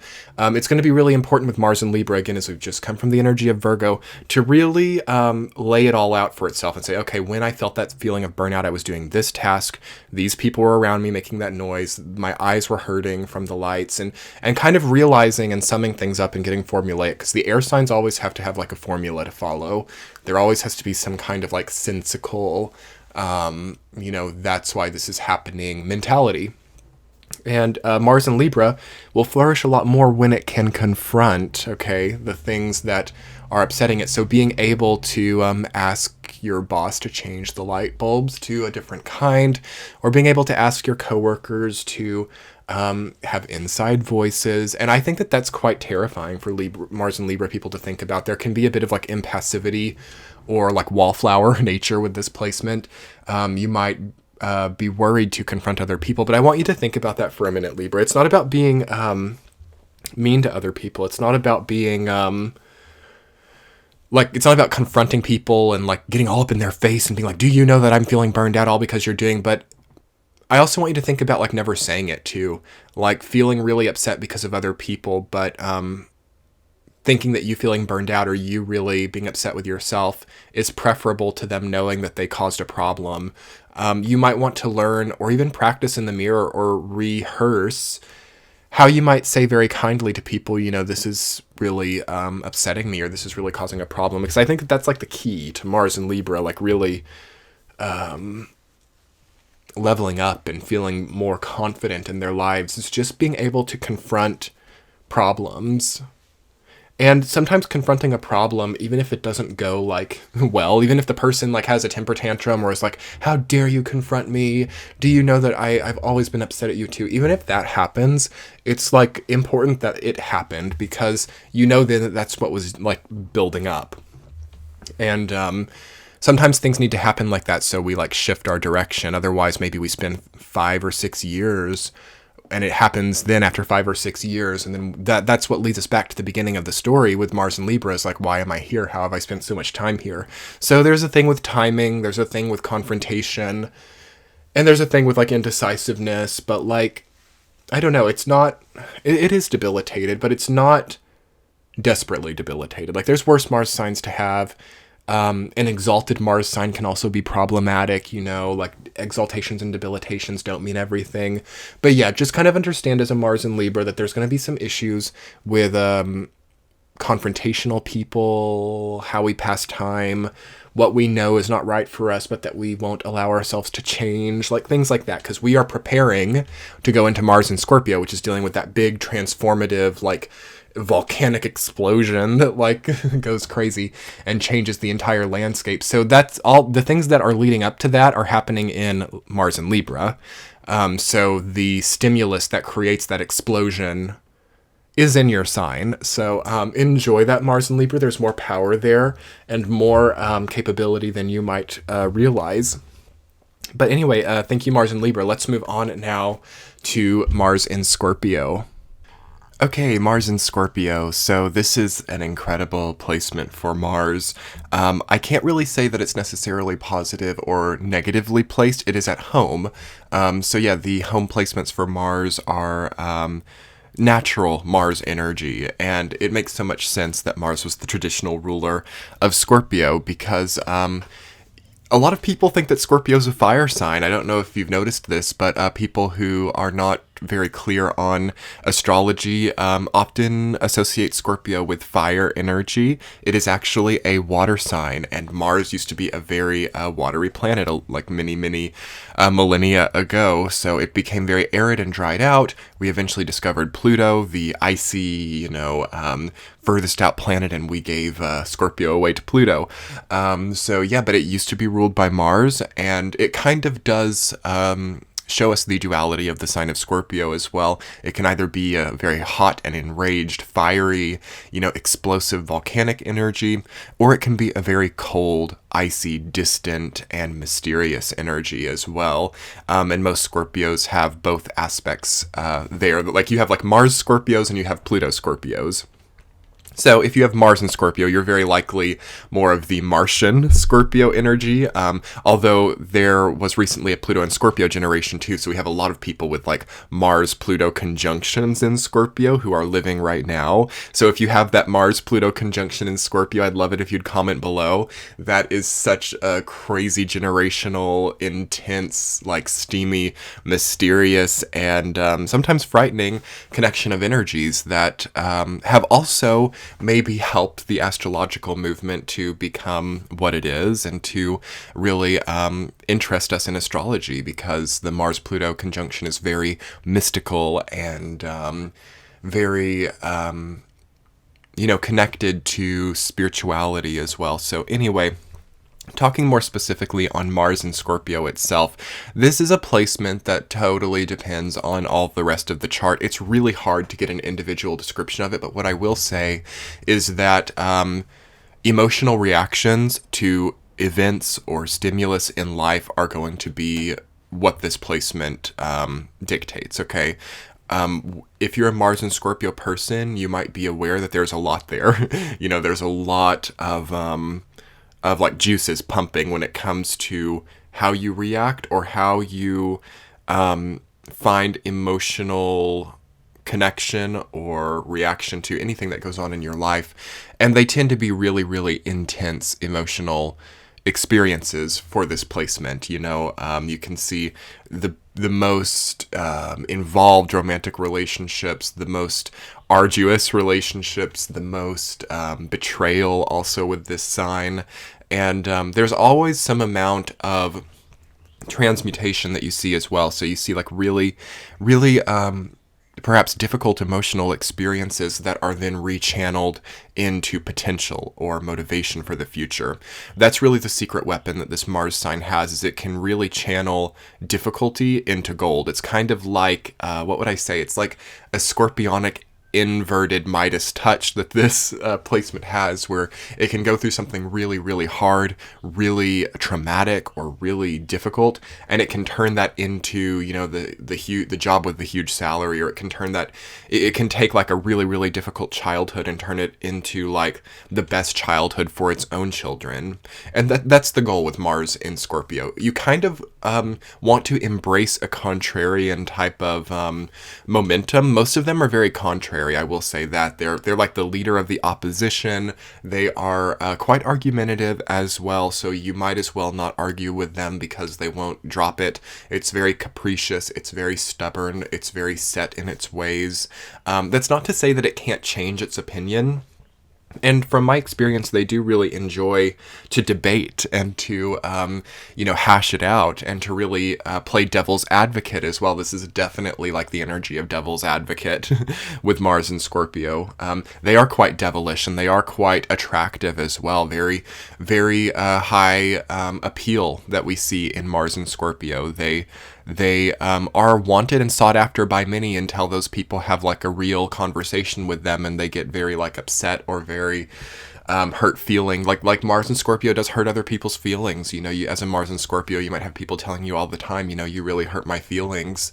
It's not the most gentle energy. Now, if you're like a Cancer or if you're a Pisces, you have like gentle energy elsewhere, this might not be so directly the case, but I think that this placement can also be very mean if it's not careful, and it has to really be careful with this because it can cause a lot of damage and cause a lot of strife and a lot of trauma on other people indirectly or without even realizing it.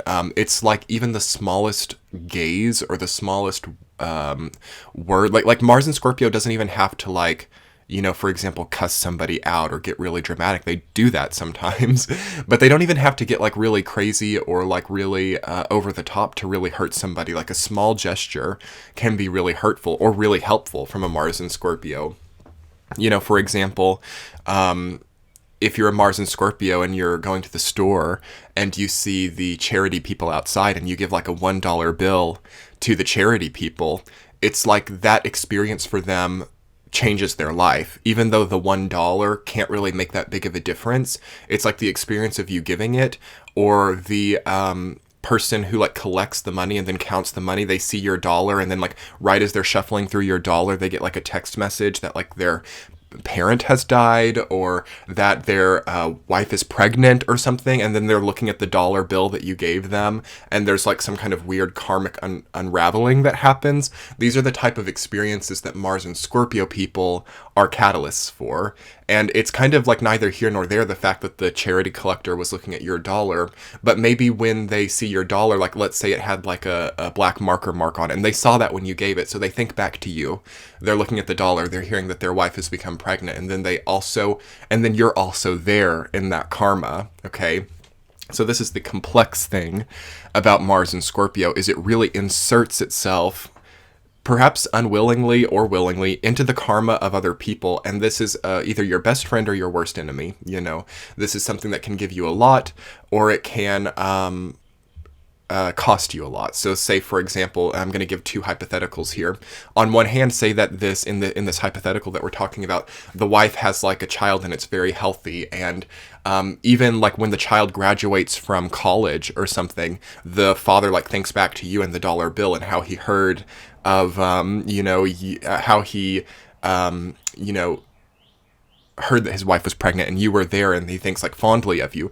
But on the other hand, let's say that the child becomes very ill and something bad happens, then the father thinks of you, and it's like not direct and it's not really your problem, but nonetheless there's a psychic connotation to it. So whether the chain of events doesn't really matter, but Mars and Scorpio, if it's not careful, wraps itself up into the karma of other people without even trying. So how do we kind of take this into our control? Because I think that a lot of what Mars placed into any sign represents is an area of direct vision and an area of needed work in an individual. So placed in Scorpio, we've incarnated to really work on how we impose ourselves karmically onto other people. Because Mars, again, is that cardinal forward pushing energy. Scorpio is like a very karmic transformative energy.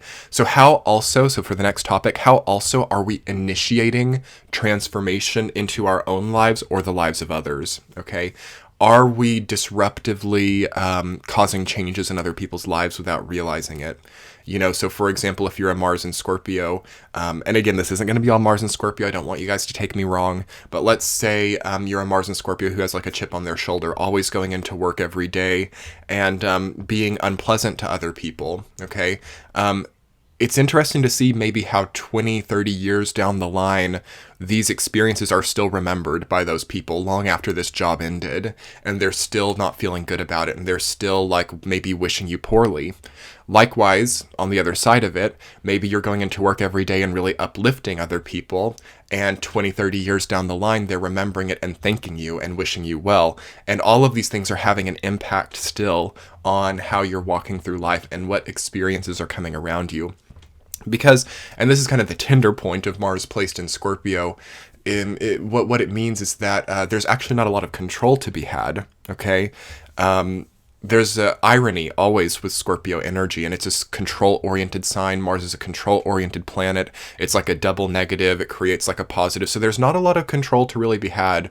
And you might see that you're really like reaching for like small controls. Like, yeah, I'm going to control what I eat for dinner. I'm going to control what my family does. I'm going to control what type of car I drive. Like all of these things that like we can all kind of control to some degree. And you might really overcompensate in those areas. Like, and it just becomes like this worn out story of like the Mars and Scorpio always being very particular or very picky or very connected to like what their environment looks like. And because there's not maybe a lot of control over what the parental structure looked like or how the relationship with the father or the mother was. There was no control there. So now Mars in Scorpio tries to compensate with control in weird ways. Okay, so there's a weird compensation tendency within this Mars placement. And the key to making this something healthy and to healing this this insatiability, big potential for just like never feeling full, always feeling hungry, always feeling like you don't have enough money, like you don't have enough, sexual experiences, like you don't have enough of anything, that's very prevalent with this placement. The key to healing that and overcoming that is basically relinquishing your grasp, whether we're talking proverbial or physical, on certain things. So what a great placement to like sell property. Okay, what a great placement to downsize, to minimize, to minimalize. Again, Scorpio is a very small, pointy energy. It's like Mars, Pluto energy. So I think that Mars in Scorpio really has to watch out for hoarding, or has to watch out for owning too much, having too much. Okay, so there's an issue with not having enough versus having too much with this placement. Maybe you feel like there's never enough money in the bank, or like, there's never enough salary, but at the same time, you do better having a little bit less. I'm just going to be honest with you, Mars in Scorpio. Actually, you shine having a bit less. And that's true with some people, and I want to kind of maybe heal this up for you right here, right now. Imagine what happens to people when they eat too much food. They become very unhealthy, when their gut becomes overrun with, a dirty kind of food. Just like that, we don't want our bank accounts to become overrun with a dirty kind of money. We don't want our, houses to become overrun with a dirty kind of, chemical or infestation of some kind, spiders, bugs. I can see that always for Mars and Scorpio, having like spiders in the house, or having mold in the house as well. And what does that mean? That means that there's too much somewhere. Too much focus somewhere, too much abundance somewhere. And this is, again, the tender point of Mars and Scorpio, is abundance doesn't necessarily suit you, okay? And this could sound really difficult, but there's actually a great amount of blessing, because, again, this is a good placement for Mars. Mars likes to be in this sign because it doesn't hold on to too much. It doesn't retain too much, okay? So you might see that you're blessed with really, really abundant health as Mars and Scorpio, because you're not retaining a lot of fat, or you're not retaining a lot of water, or you're not retaining a lot of like parasites or poisons or chemical components that are in like all the technology that is all around us. And you have to also understand that people who are more abundant, are retaining these things much more. So people who have the big bank accounts, who have the big wealth, they're also retaining a lot more bugs, retaining a lot more energy, retaining a lot more karma, retaining a lot more there. It's always consistent. It's always complete. So what this Mars sign really shines at is having less, minimalist lifestyle. That's really, really wonderful. I've seen a lot of people with Mars and Scorpio, especially if it's connected to Jupiter or Uranus. I've seen them like maybe inherit a property and sell it for 5 times higher than it was initially valued at. And then through that, they can actually manifest this type of like really, dependable lifestyle that is like just enough for them. This is definitely the energy of like just enough when it shines, and when it's proper, when it's operating highly. Okay, let's talk about something else with Mars and Scorpio that I want to talk about real quick here, and that's the communication style as well. Once this Mars sign can start to communicate with grace and communicate with potency, but also kindness, they are such a force to be reckoned with, okay?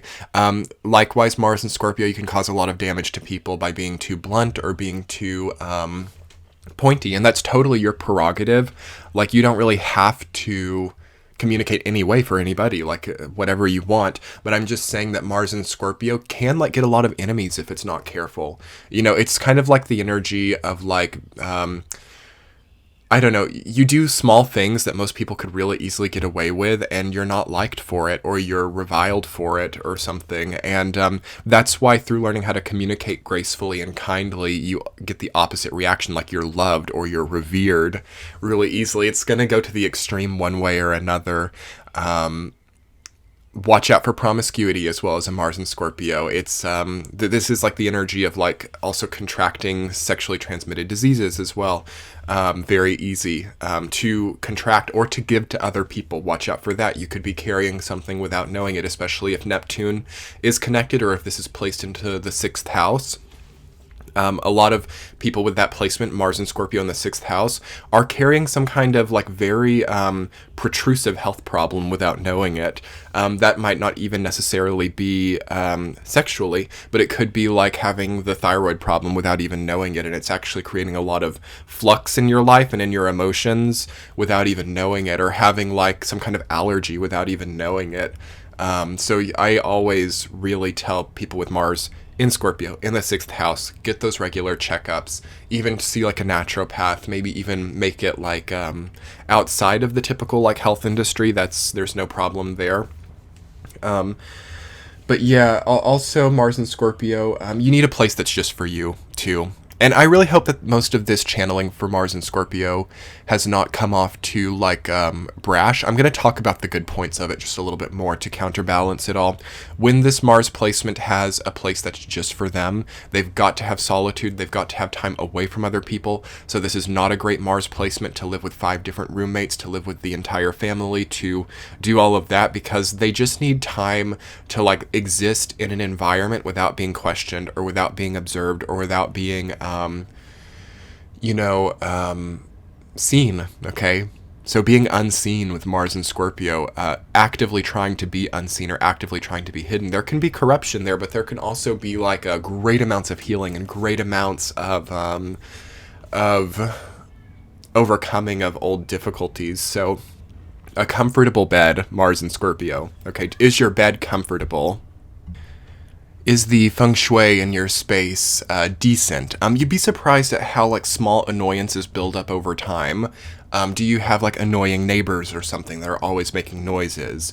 If you can imagine having an uncomfortable bed, having a space that is not really harmonious in its energy, and also having like very annoying neighbors, and how that might like build and snowball over time, and then like you're kind of going into the office with without realizing that you're very upset about things. Like, this is such a great placement to take control of your environment and to, have a complete like reign, like a king, like reign over your environment. Now that can be taken the wrong way too, but I think that Mars and Scorpio really has to create its environment for itself, and it can really create a wonderful environment that many other people can only dream to have, and through that it can really just be untouchable in a lot of ways. This is one of the most potent healers too. So one of the most potent therapists, okay? One of the most potent psychologists, Mars and Scorpio.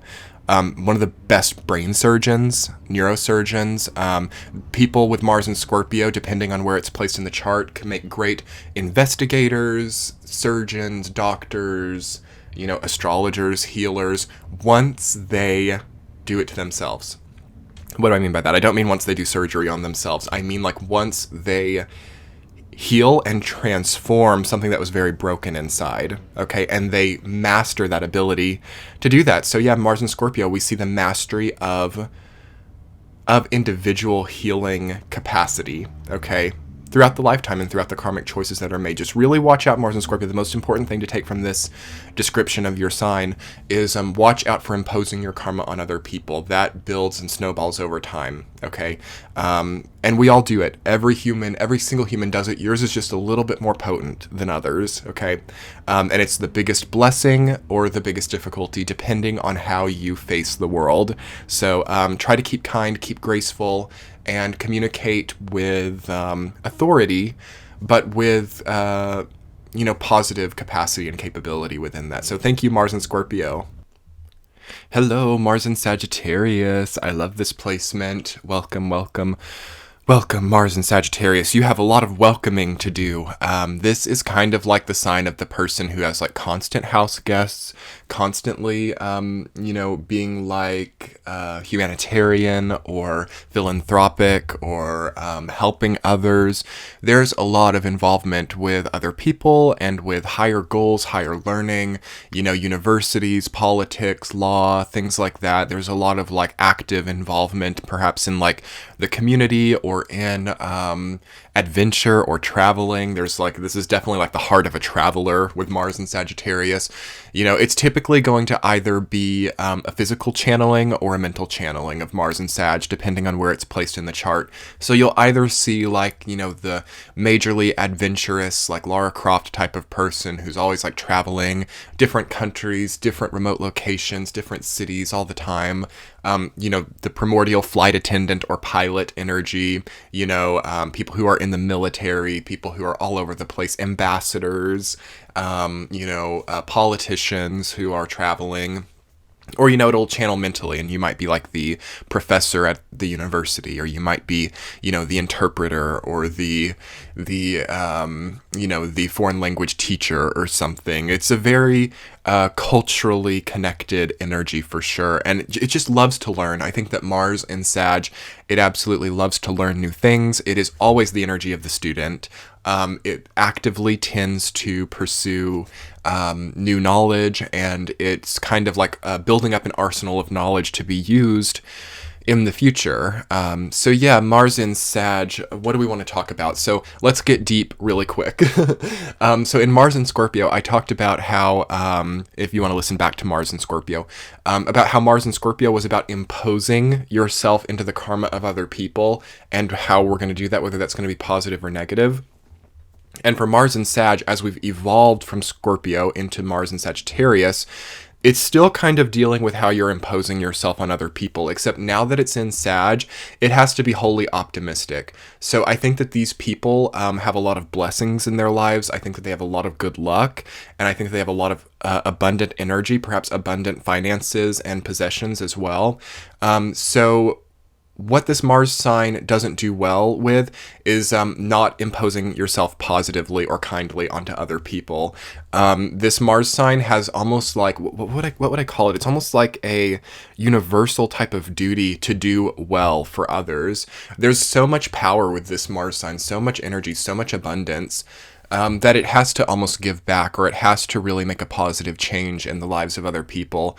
That's kind of what Sagittarius energy is all about anyway, in the zodiac progression, because we've come from the energy of Scorpio, which was about like, that pain transmuted into something positive or negative, and then how that's starting to affect other people, and how that's transforming our lives, and that potent power. And then it comes into the Sagittarius energy, and it really has to be used for good, or it has to be used for benevolence or optimism. This is Mars in Jupiter's sign, so this is very, very masculine energy. This is very, very yang energy, which Mars loves. Mars rules Aries, but also this is prone to burnout. Mars and Sagittarius. You've got cardinal fire Mars in mutable fire Sagittarius. You're mixing Jupiter. It can kind of be a little bit optimistic to a fault. It can also burn out easily, and it needs like immediate gratification too. So follow through can be difficult, and it's kind of like an acute energy as well. Like it needs to, sprint and then rest, sprint and then rest. Endurance can be a difficult thing for Mars and Sagittarius. And that's what they have to learn over time. So by the first Saturn return in life, around the age of like 28 to 30, Mars and Sagittarius hopefully will have learned to really build its endurance and to focus its energy in a way that will actually see the accomplishment of goals, because this is like goal orientation to the max. Like this is very ambitious, but also like fun ambition. It's not really like dangerous ambition or, like ambitious to a fault. It's like, I'm going to have fun and I'm going to be ambitious and I'm going to, connect with so many people and rest too. I think that this one thing that this Mars sign does well is it does rest a lot. It sprints and then it rests. It sprints and then it rests. But, as I was talking about in the Mars and Scorpio portion, how are you imposing yourself on other people, Mars and Sag? Are you being a positive force for change in the lives of the people around you? Is there kind of a blunted connection to the people around you? Is there something that's just like a little bit neutral or beige or disconnected with the people around you? That's a sign that something's a little bit off with Mars and Sagittarius, is if you're feeling like there's not really a direction or not really a way to make your relationships or connections thrive. Also, are people meeting you halfway? Here's another thing that I see with Mars and Sagittarius. Sometimes they work way too hard and people see that, and other people really slack off around them and really, volunteer Mars and Sagittarius to do a lot of difficult things because they have that abundant energy, which creates a burnout and can like lead to depression or lead to, just a lack of a personal accomplishment because it's all been put out into like tasks for other people. So basically, Mars and Sag, the key to understanding how to move forward in life is going to be like, okay, am I being a positive change for the people around me? Am I being a positive force for the people around me? If you don't feel that way, I would try to start pursuing some of your own goals and maybe get some distance, because I think that one of the worst things for this Mars sign is to sort of be unknowingly like someone else's employee, or unknowingly someone else's like attendant or aide or assistant without like being paid or without being compensated. That's totally possible. People can really try to wrap you around their finger, Mars and Sagittarius, because there's so much energy there, and maybe you just need to pursue your own goals and wants. Also, not so great for this Mars sign to be, stuck in the same place for too long. It definitely indicates moving around quite a lot. And, maybe if you have some other placements like a strong Saturn or, a lot of fourth house or Cancer placements, maybe you need that really good home base, but it kind of needs to be a launching pad. It doesn't need to be something that you're, dependent on. That's a weird thing. Like Mars and Sag, it doesn't really need to be dependent on the home as much. It needs to either have a lot of different places that it calls home, or its home needs to be its like launching pad into something above that. So, maybe having a great career from home. So you're like launching yourself energetically out of the home while you're in the home. Like you've got to get creative with this placement, because I think the best asset that this placement has is just abundant creativity. Again, Jupiter energy, which is what rules Sagittarius, is all about exceeding and expanding past old limitations of humanity. So when you put Mars in this placement, really the most important thing is that this person in some way exceeds what humanity considers a limitation, or exceeds or overcomes or expands past things that have really given people a lot of restrictions for a long time. So overcoming boundaries, overcoming restrictions, creatively solving problems, keeping optimistic even in very trying scenarios. All of these are kind of requirements as a Mars in Sagittarius, and you want to make sure it's in the right place. So you want to make sure that you're, for example, like overcoming a boundary, maybe as it relates to your own career versus like someone's personal boundary who maybe needs space from you. Like it can kind of get directed in the wrong way if your ego is too like involved, because this is also like a big ego placement as well.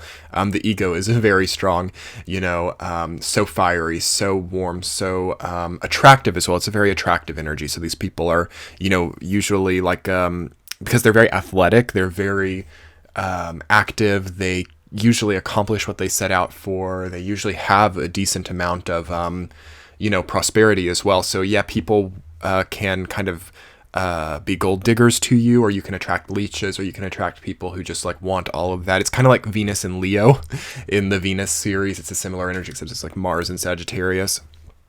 You want to make sure that you are finding like-minded people as well, and journeying to find like-minded people. As a Mars in Sagittarius, never fear uncharted territory. That's really the main thing. I think once a Mars in Sag kind of starts to play things safe, or starts to be afraid of different kinds of people, or other territories or other things, I think that there's a big problem there, because you're part of your energetic karmic path in life does deal with seeing something that maybe your ancestry has never seen, or experiencing a way of life that is not, that there's not much, there's not much experience with, or like pre-known, feelings or data about what to do. Like, you know, for example, if your family has always been, you know, a family that does farming, or a family that's always been a family that does, you know, business or something, there's kind of a strand of your own consciousness that already knows how to do that.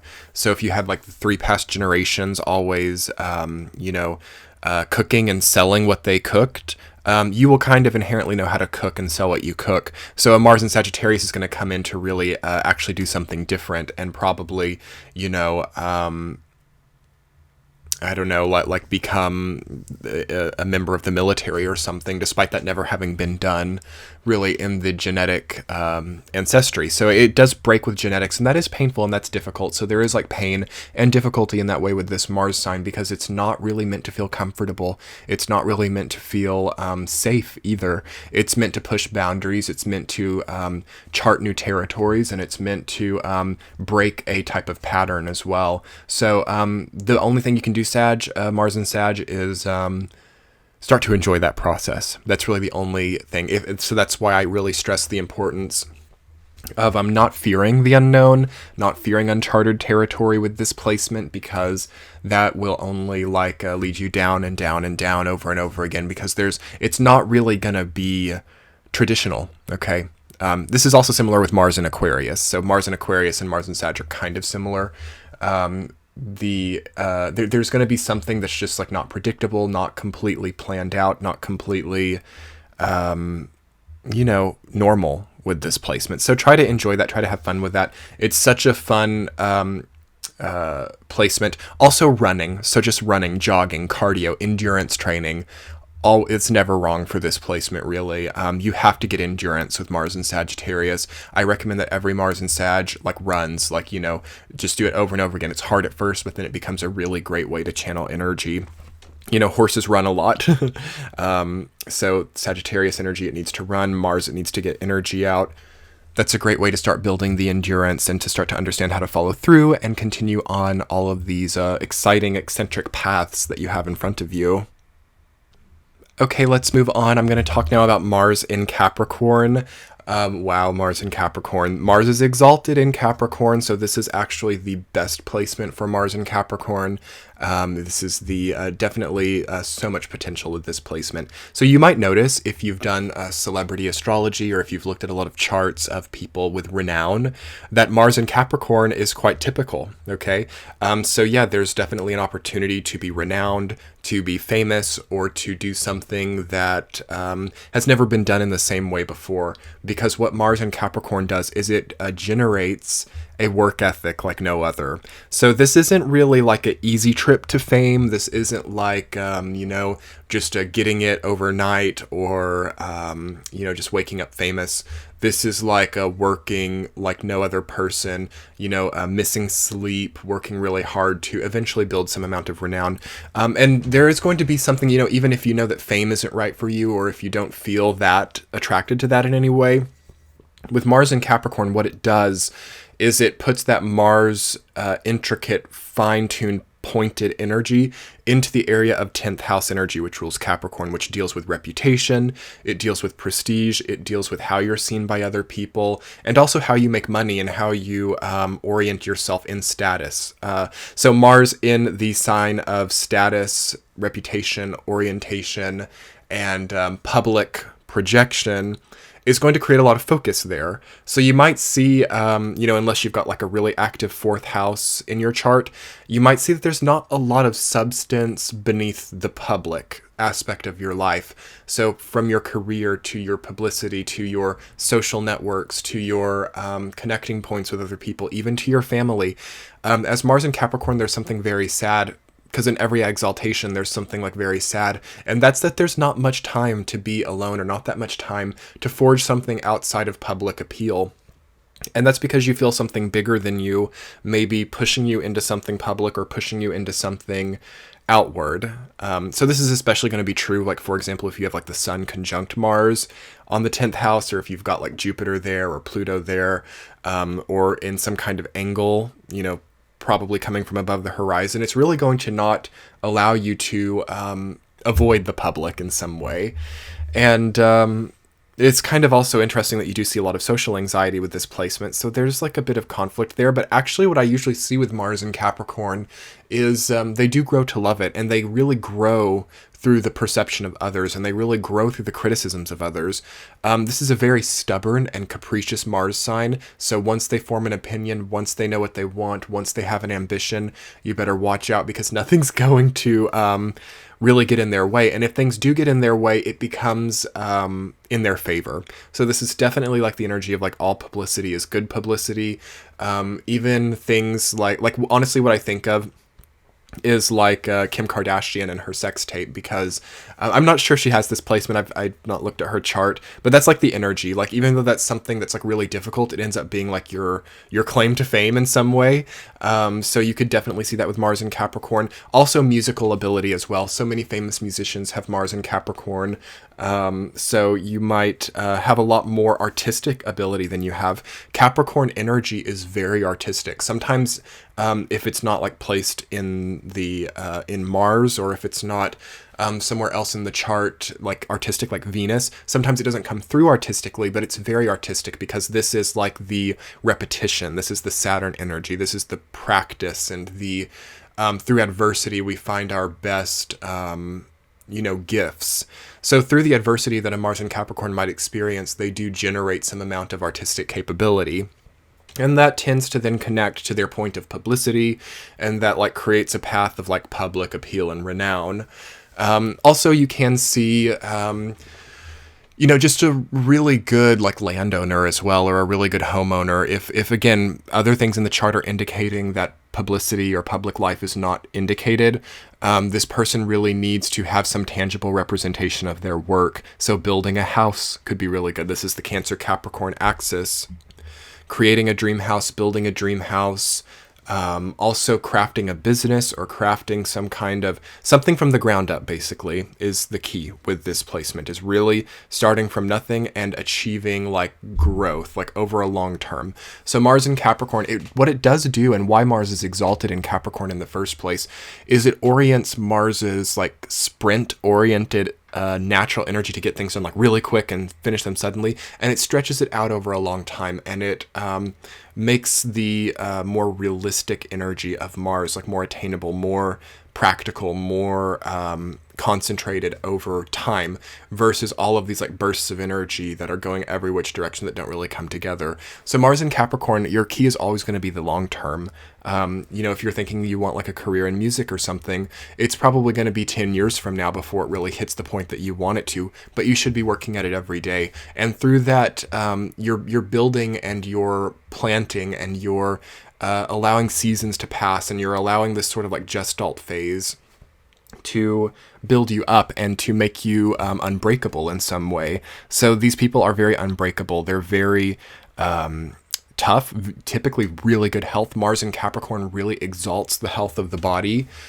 So usually you will have really good like digestive health. Also being able to let go of things, being able to purge difficult emotional happenings with art, or with just like this capacity to be over it or let go of it. This is a really gifted Mars sign in this way, because it can really release, and it can really let things go. It can leave things at the doorstep, especially after the past Saturn return. And that's what it does need to work on. Like if you're a Mars in Capricorn and maybe you've got like a moon in Scorpio, or you've got like something more clingy, you might see that whenever you're holding on to things, or whenever you're holding grudges or going through difficulty, like how just horrendous that experience is for you. And through feeling that way, you see that you're not really meant for that, and then it's like Mars in Capricorn just really takes you to the top through the difficulties. So turning like a difficulty into a song, or writing a book based on what you went through, again transmuting all of those old problems into something profitable and good for you. So to sum up Mars in Capricorn, it doesn't really matter like what you want to do or what you want to excel at. You just have to like make it practical, and you have to do it every day, and you have to sort of create a routine and a fail-proof plan, and then that's really that. Like Mars in Capricorn, unlike all the other Mars signs, you're not really strictly having to adhere to like what you're good at or what focused area. Mars in Capricorn indicates that in past lives you already did many things really well, or you already exercised a lot of endurance or a lot of follow-through on many difficult projects over many different past lifetimes. And even perhaps in your own past, you've done like a lot of difficult things, or you've done a lot of difficult projects, and you've followed through, and you've finished, and you've completed. And now you can really do whatever you would like to do, but it still has to be practical, and it still has to be, given that same amount of, follow through. So great, best Mars placement, one of the best Mars placements. Really such great potential with that one. So moving on, Mars in Aquarius. So I like Mars in Aquarius. This is definitely like the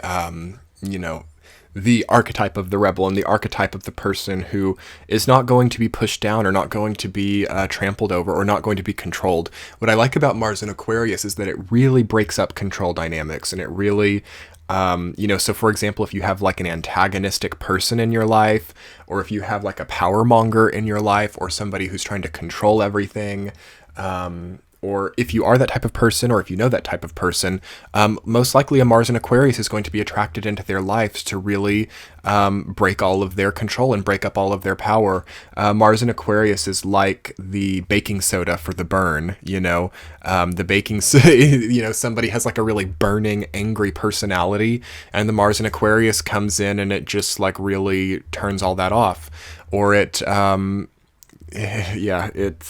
not always a nice experience for that person who's having their flame turned off. But Mars in Aquarius is kind of like a revolutionary energy as well. So it's sort of like the energy of like general revolution as well. So if you think of history and you think of revolts that have happened where like the people rise up or something like that, that's sort of like the energy of Mars in Aquarius. Like I'm tired of being having my will imposed on, so I'm going to like rise up and fight back, and I'm going to decide what I want. And then the difficulty with Mars in Aquarius is that it then inherits that old power program and then starts to exhibit it itself if it's struggling. So for an individual with Mars in Aquarius, you have to really make sure that you are keeping your own code intact. Again, this is a very transmutative energy. It's a very alchemizing energy. So if you're not careful as a Mars in Aquarius, say you have like these things that you're against, or you have these things that you want to be like an activist on, or that you want to overcome,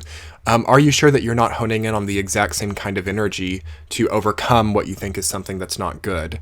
And then regardless if you're of whether you're like an activist, or whether you even care about like social issues or not, which you probably do as a Mars in Aquarius, regardless, I see this theme, and this is the one hurdle that Mars in Aquarius always has to overcome, is it tapping into the exact thing that it's upset at to try to remove what it's upset at? It's definitely kind of like fighting fire with fire, but it sometimes can't really see that about itself. But once the Mars in Aquarius does see that fighting fire with fire doesn't really do anything, and it's not really getting us anywhere, it can then start to actually probe and understand deeper ways of actually solving the problem that it thinks exists. So this is a problem-solving Mars sign. This is a formulaic Mars sign. This is like a mathematician Mars sign, a scientist, a geologist, an astronomer even. These people can really what do I want to say? They can really switch perspectives, and they can really understand things from so many different points of view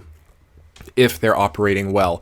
If it's operating negatively or unhealthily, it can be very stubborn and very fixated and very you can show the color blue to a Mars in Aquarius and tell them, this is blue, and they'll say, no, that's red. I know that's red. I'm going to get my army of people and then tell you that that's red. That can sort of be the how Mars in Aquarius can get if it's not careful. Or if it's working well, it mixes that Uranus energy in, it finds the new idea, this is the solution to this problem, and it wins like the Nobel Peace Prize. This is definitely like a Mars that comes with like honors, so like military honors, or honorary citizen awards, promotions, high earning potential, recognition by your company or by your higher ups, whatever. All of that's there. This is like the 11th house. We've just passed the midheaven. So this is the point of time where we receive the awards that we have earned through our own ability. In the midheaven, so we'll go back a little bit. So in the 9th house, which is Sagittarius energy, we did the things that got us recognition. In the 10th house, we sort of earned money and we earned a platform based on that recognition. And then in the 11th house, which is where we are at Aquarius, we get the actual reward and we start to see the collective impact of what we've done as people. So putting Mars into this sign means that you really want to impact the collective. Now, this can be a little bit dangerous or it can be a little bit wonderful, but it most definitely is impacting. So as a Mars in Aquarius, I want you to kind of think about how much you might have already had a change on people around you, on your family, or on groups of people. Have you been able to switch people to your political affiliation? Have you been able to, not take no for an answer in a lot of things? That can be really good or it can be really bad. So I think it's a really great inner dialogue for every Mars in Aquarius to have. It's like, what am I standing for? What am I opening the door on? Because you're a lot more influential than you might imagine with this placement. Again, you might feel like the small person. You might feel like a very small cog in the wheel, but it's like that one small cog that stops working and the whole system stops working. So yeah, that's the energy of Mars in Aquarius. It's one small cog, but it's also one like necessary cog too. And you're just going to be really interested probably in collective ideals and in maybe impacting society in some way. As I said, I don't really feel like this Mars sign does wonderful alone. Now, there could be other placements in the chart that offset that, but I think that this Mars sign really needs to be in constant communication. I think it needs to be talking to people. I think it needs to be sorting things out. I think it needs to be moving all the time.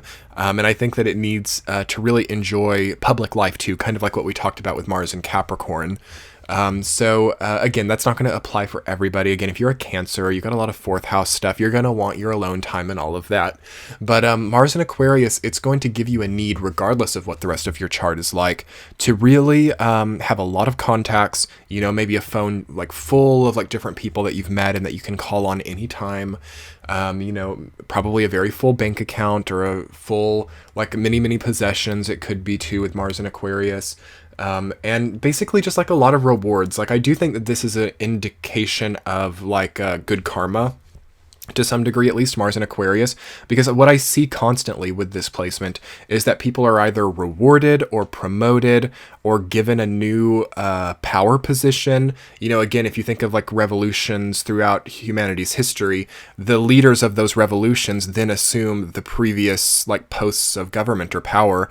That's like the energy of Mars in Aquarius. Like they might seem very like rebellious and odd or like radical or whatever, but then they end up getting a lot of power and then things end up going a little bit awry. But we're getting ahead of ourselves. We're getting to Mars and Pisces there. We're getting to the 12th house where things just like go into oblivion.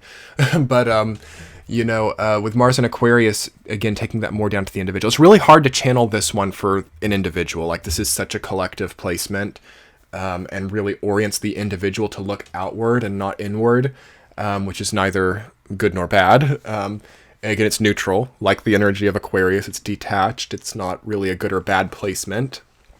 But where was I getting with myself? Yeah, maybe there's a lot of trailing off in a lot of placements. Tell me if you have Mars in Aquarius. Comment below. Do you lose your train of thought a lot?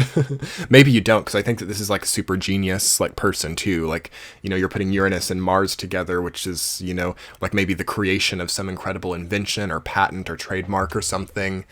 And also like technology too, like maybe these people, I wouldn't be surprised if someone who invented like some essential aspect of technology that we have now had Mars in Aquarius, because they do leave their mark. There's something about them that's timeless. They will also just have a huge impact on the people around them. So this is not like a small impact sign. Like even though they seem small or they seem like, yeah, because that's the irony of this placement is it seems small, but it has a really big impact on the people around them, and they may not know what the source of that impact is. But you might not be surprised that if you look back to the stages of your life, if you're like not a Mars in Aquarius, and you see like the times of your life where you had like the hugest changes or the hugest like upending moments, there was probably a Mars in Aquarius somewhere circulating around you and actually causing that in some way, not purposefully. Typically, it's not a very vengeful energy. It's just very like new agey and very tied to like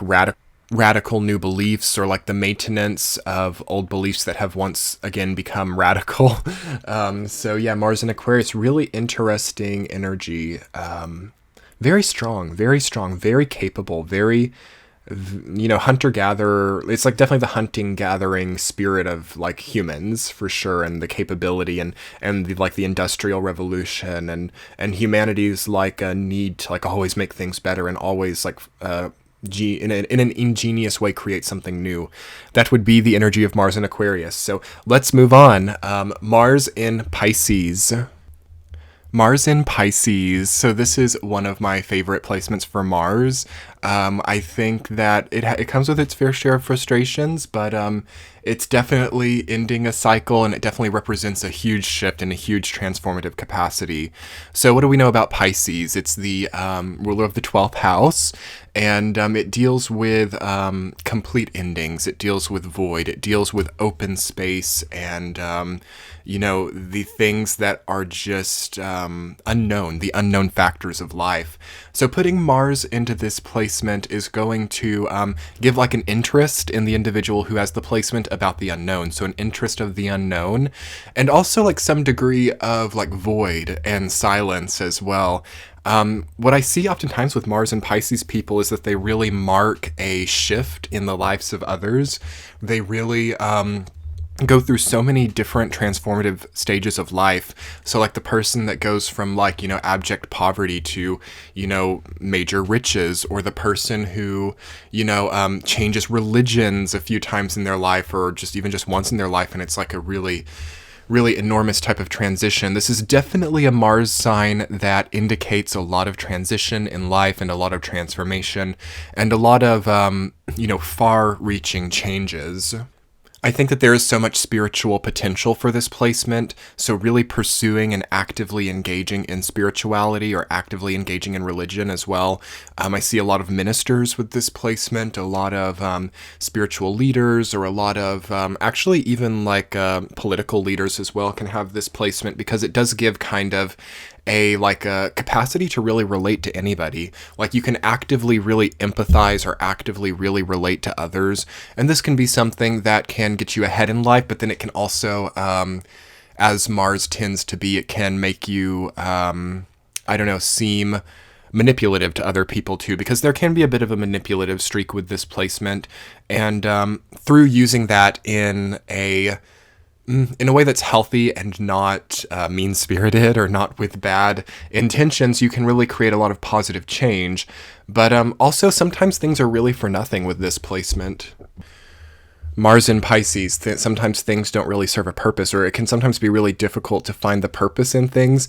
If you can imagine being submerged in some of the deepest parts of the ocean, it's really hard for humans to navigate there. It's really hard for people to really know which direction is where. So this is mixing the energy of Neptune and Mars, which is astrologically traditionally considered to be a bit of a debilitated combination of energies. Again, this placement isn't specifically debilitated, but it's not the easiest. I like it because I think it can indicate a lot of like empathy, a lot of potential, a lot of psychic capacity, and also a very loving and compassionate person. But there is a lot of like feeling forlorn, I think, with this placement too, or kind of struggling to fit in, or feeling outcast, or feeling outside the group in some way. And that can actually be one of their strongest advantages, because through that lens that Mars in Pisces receives of maybe being on their own in some way, or being disconnected from others, that gives them a lot of capital, a lot of energetic capital.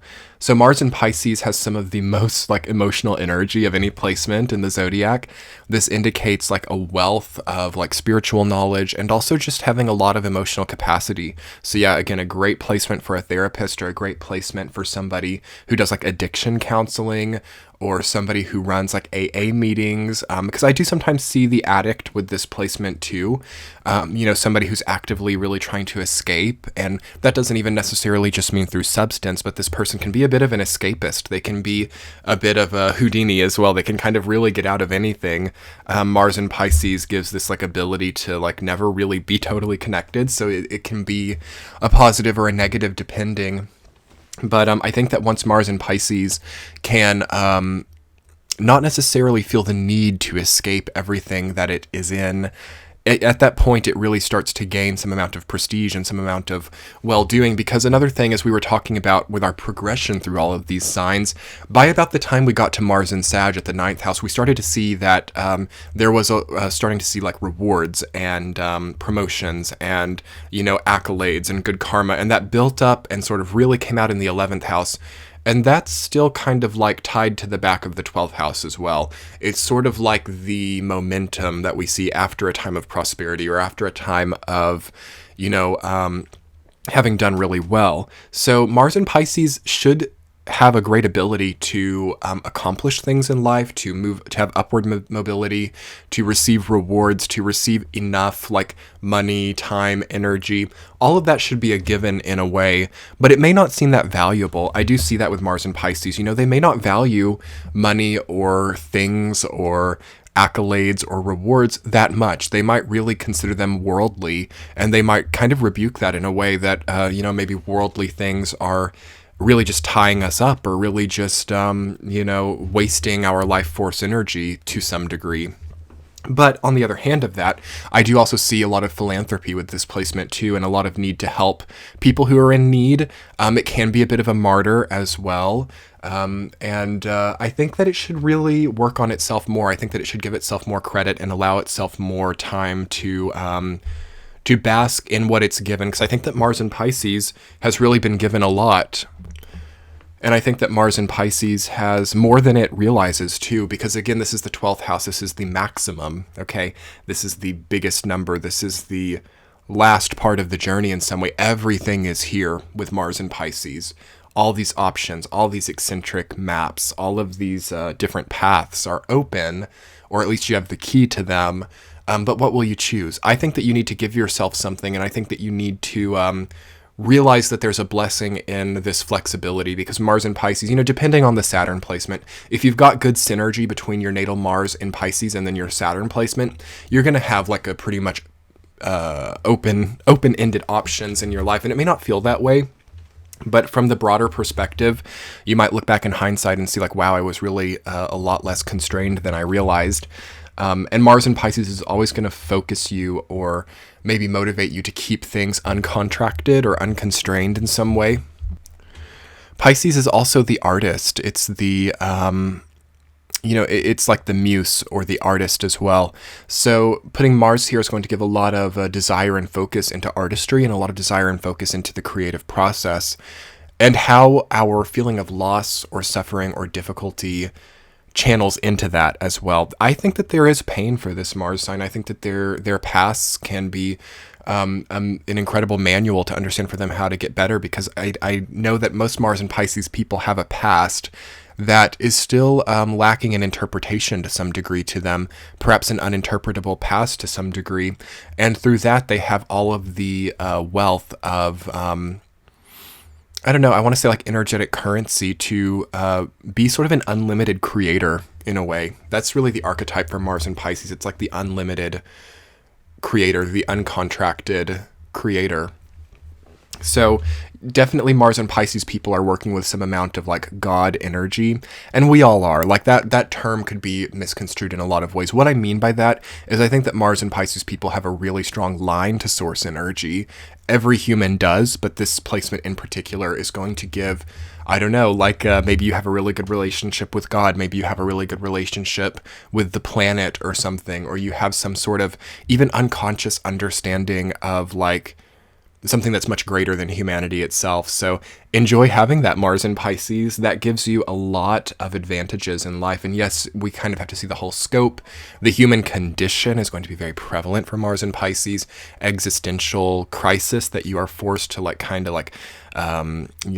bolster yourself and fix You know, I think that Mars in Pisces has to fix all of its problems. I think that putting Mars into the sign of Pisces represents taking a very active, conscious, fixing hand to the big looming existential crisis, or the sort of unknown feeling of, you know, the planet, or what all these like really big Neptunian, you know, artistry, you know, the song that finds like the chord that was never known before, something like that. It's explorative, it's adventurous, and it's rejuvenating, transforming, and it's godly in a way too. Christly in a way, I would even say. And that's not an ego thing. That's not about thinking, oh my gosh, I'm a godly person, or I'm like, everyone should like be beneath me, or nobody has this connection that I do. That's not the part of the energy that I'm appealing to. I'm just talking about how there is a level of like flatline, okay, with Mars and Pisces, a level of like, and this is tough maybe for some people to hear, but there's a level of death in this placement, and there's a level of understanding death and understanding true endings. Like, we're not even talking like, oh, the end of that story, the end of that career. That's that same energy too, but I'm talking like deep humanity, you know, deep humanity's endings, humanity's perils, humanity's death, things like that. Mars in Pisces is going to have a little bit of a psychic connection to those themes, and within that is also going to be the rebirth, and specifically if this is like a late degree Mars in Pisces, close to the cusp of Aries. You know, here we have somebody that really has, like, again, a Midas touch, or can really take something that's ended and give it new life in a way. Regenerative capacity is definitely there. So yeah, we have a very metaphysical, very psychic placement with this, and depending on how it's placed in the chart, depending on what other planets connect to it, and what other fixed stars and, you know, nodal axes, or you know, asteroids connect to this placement, we could see that be a bit more clarified as to how that would manifest, because that's going to manifest differently for every person. And again, I would remind us that no human is God. No human is superior to any other human when it comes to biology and genetics, you know, unless they're like aliens or something, I don't know, that like look like humans. I'm really not an expert here, but if we're talking humans with Mars and Pisces, it's not that they have like more godliness than any other human. Their minds, though, have a perception and a natural understanding of those. It's really more of like an ancient system than it is anything. So food for thought, really interesting Mars and Pisces. To bring it back and more mundane before we finish the video, you know, Mars and Pisces, I think that it's great to cry it out sometimes. I think it's great to, you know, just let your emotions come out when you're in solitude. I think solitude is also perhaps going to be very prevalent in your life. And I think that you will meet certain people at certain times in your life, like this one individual or this one person that will really elicit a huge inner transformation. So maybe some of you have gone through that, or maybe some of you have experienced that. I would love your comment below. Let me know how that was for you, and what your understanding of this sort of Mars and Pisces, like sort of above human energy line that you guys seem connected to.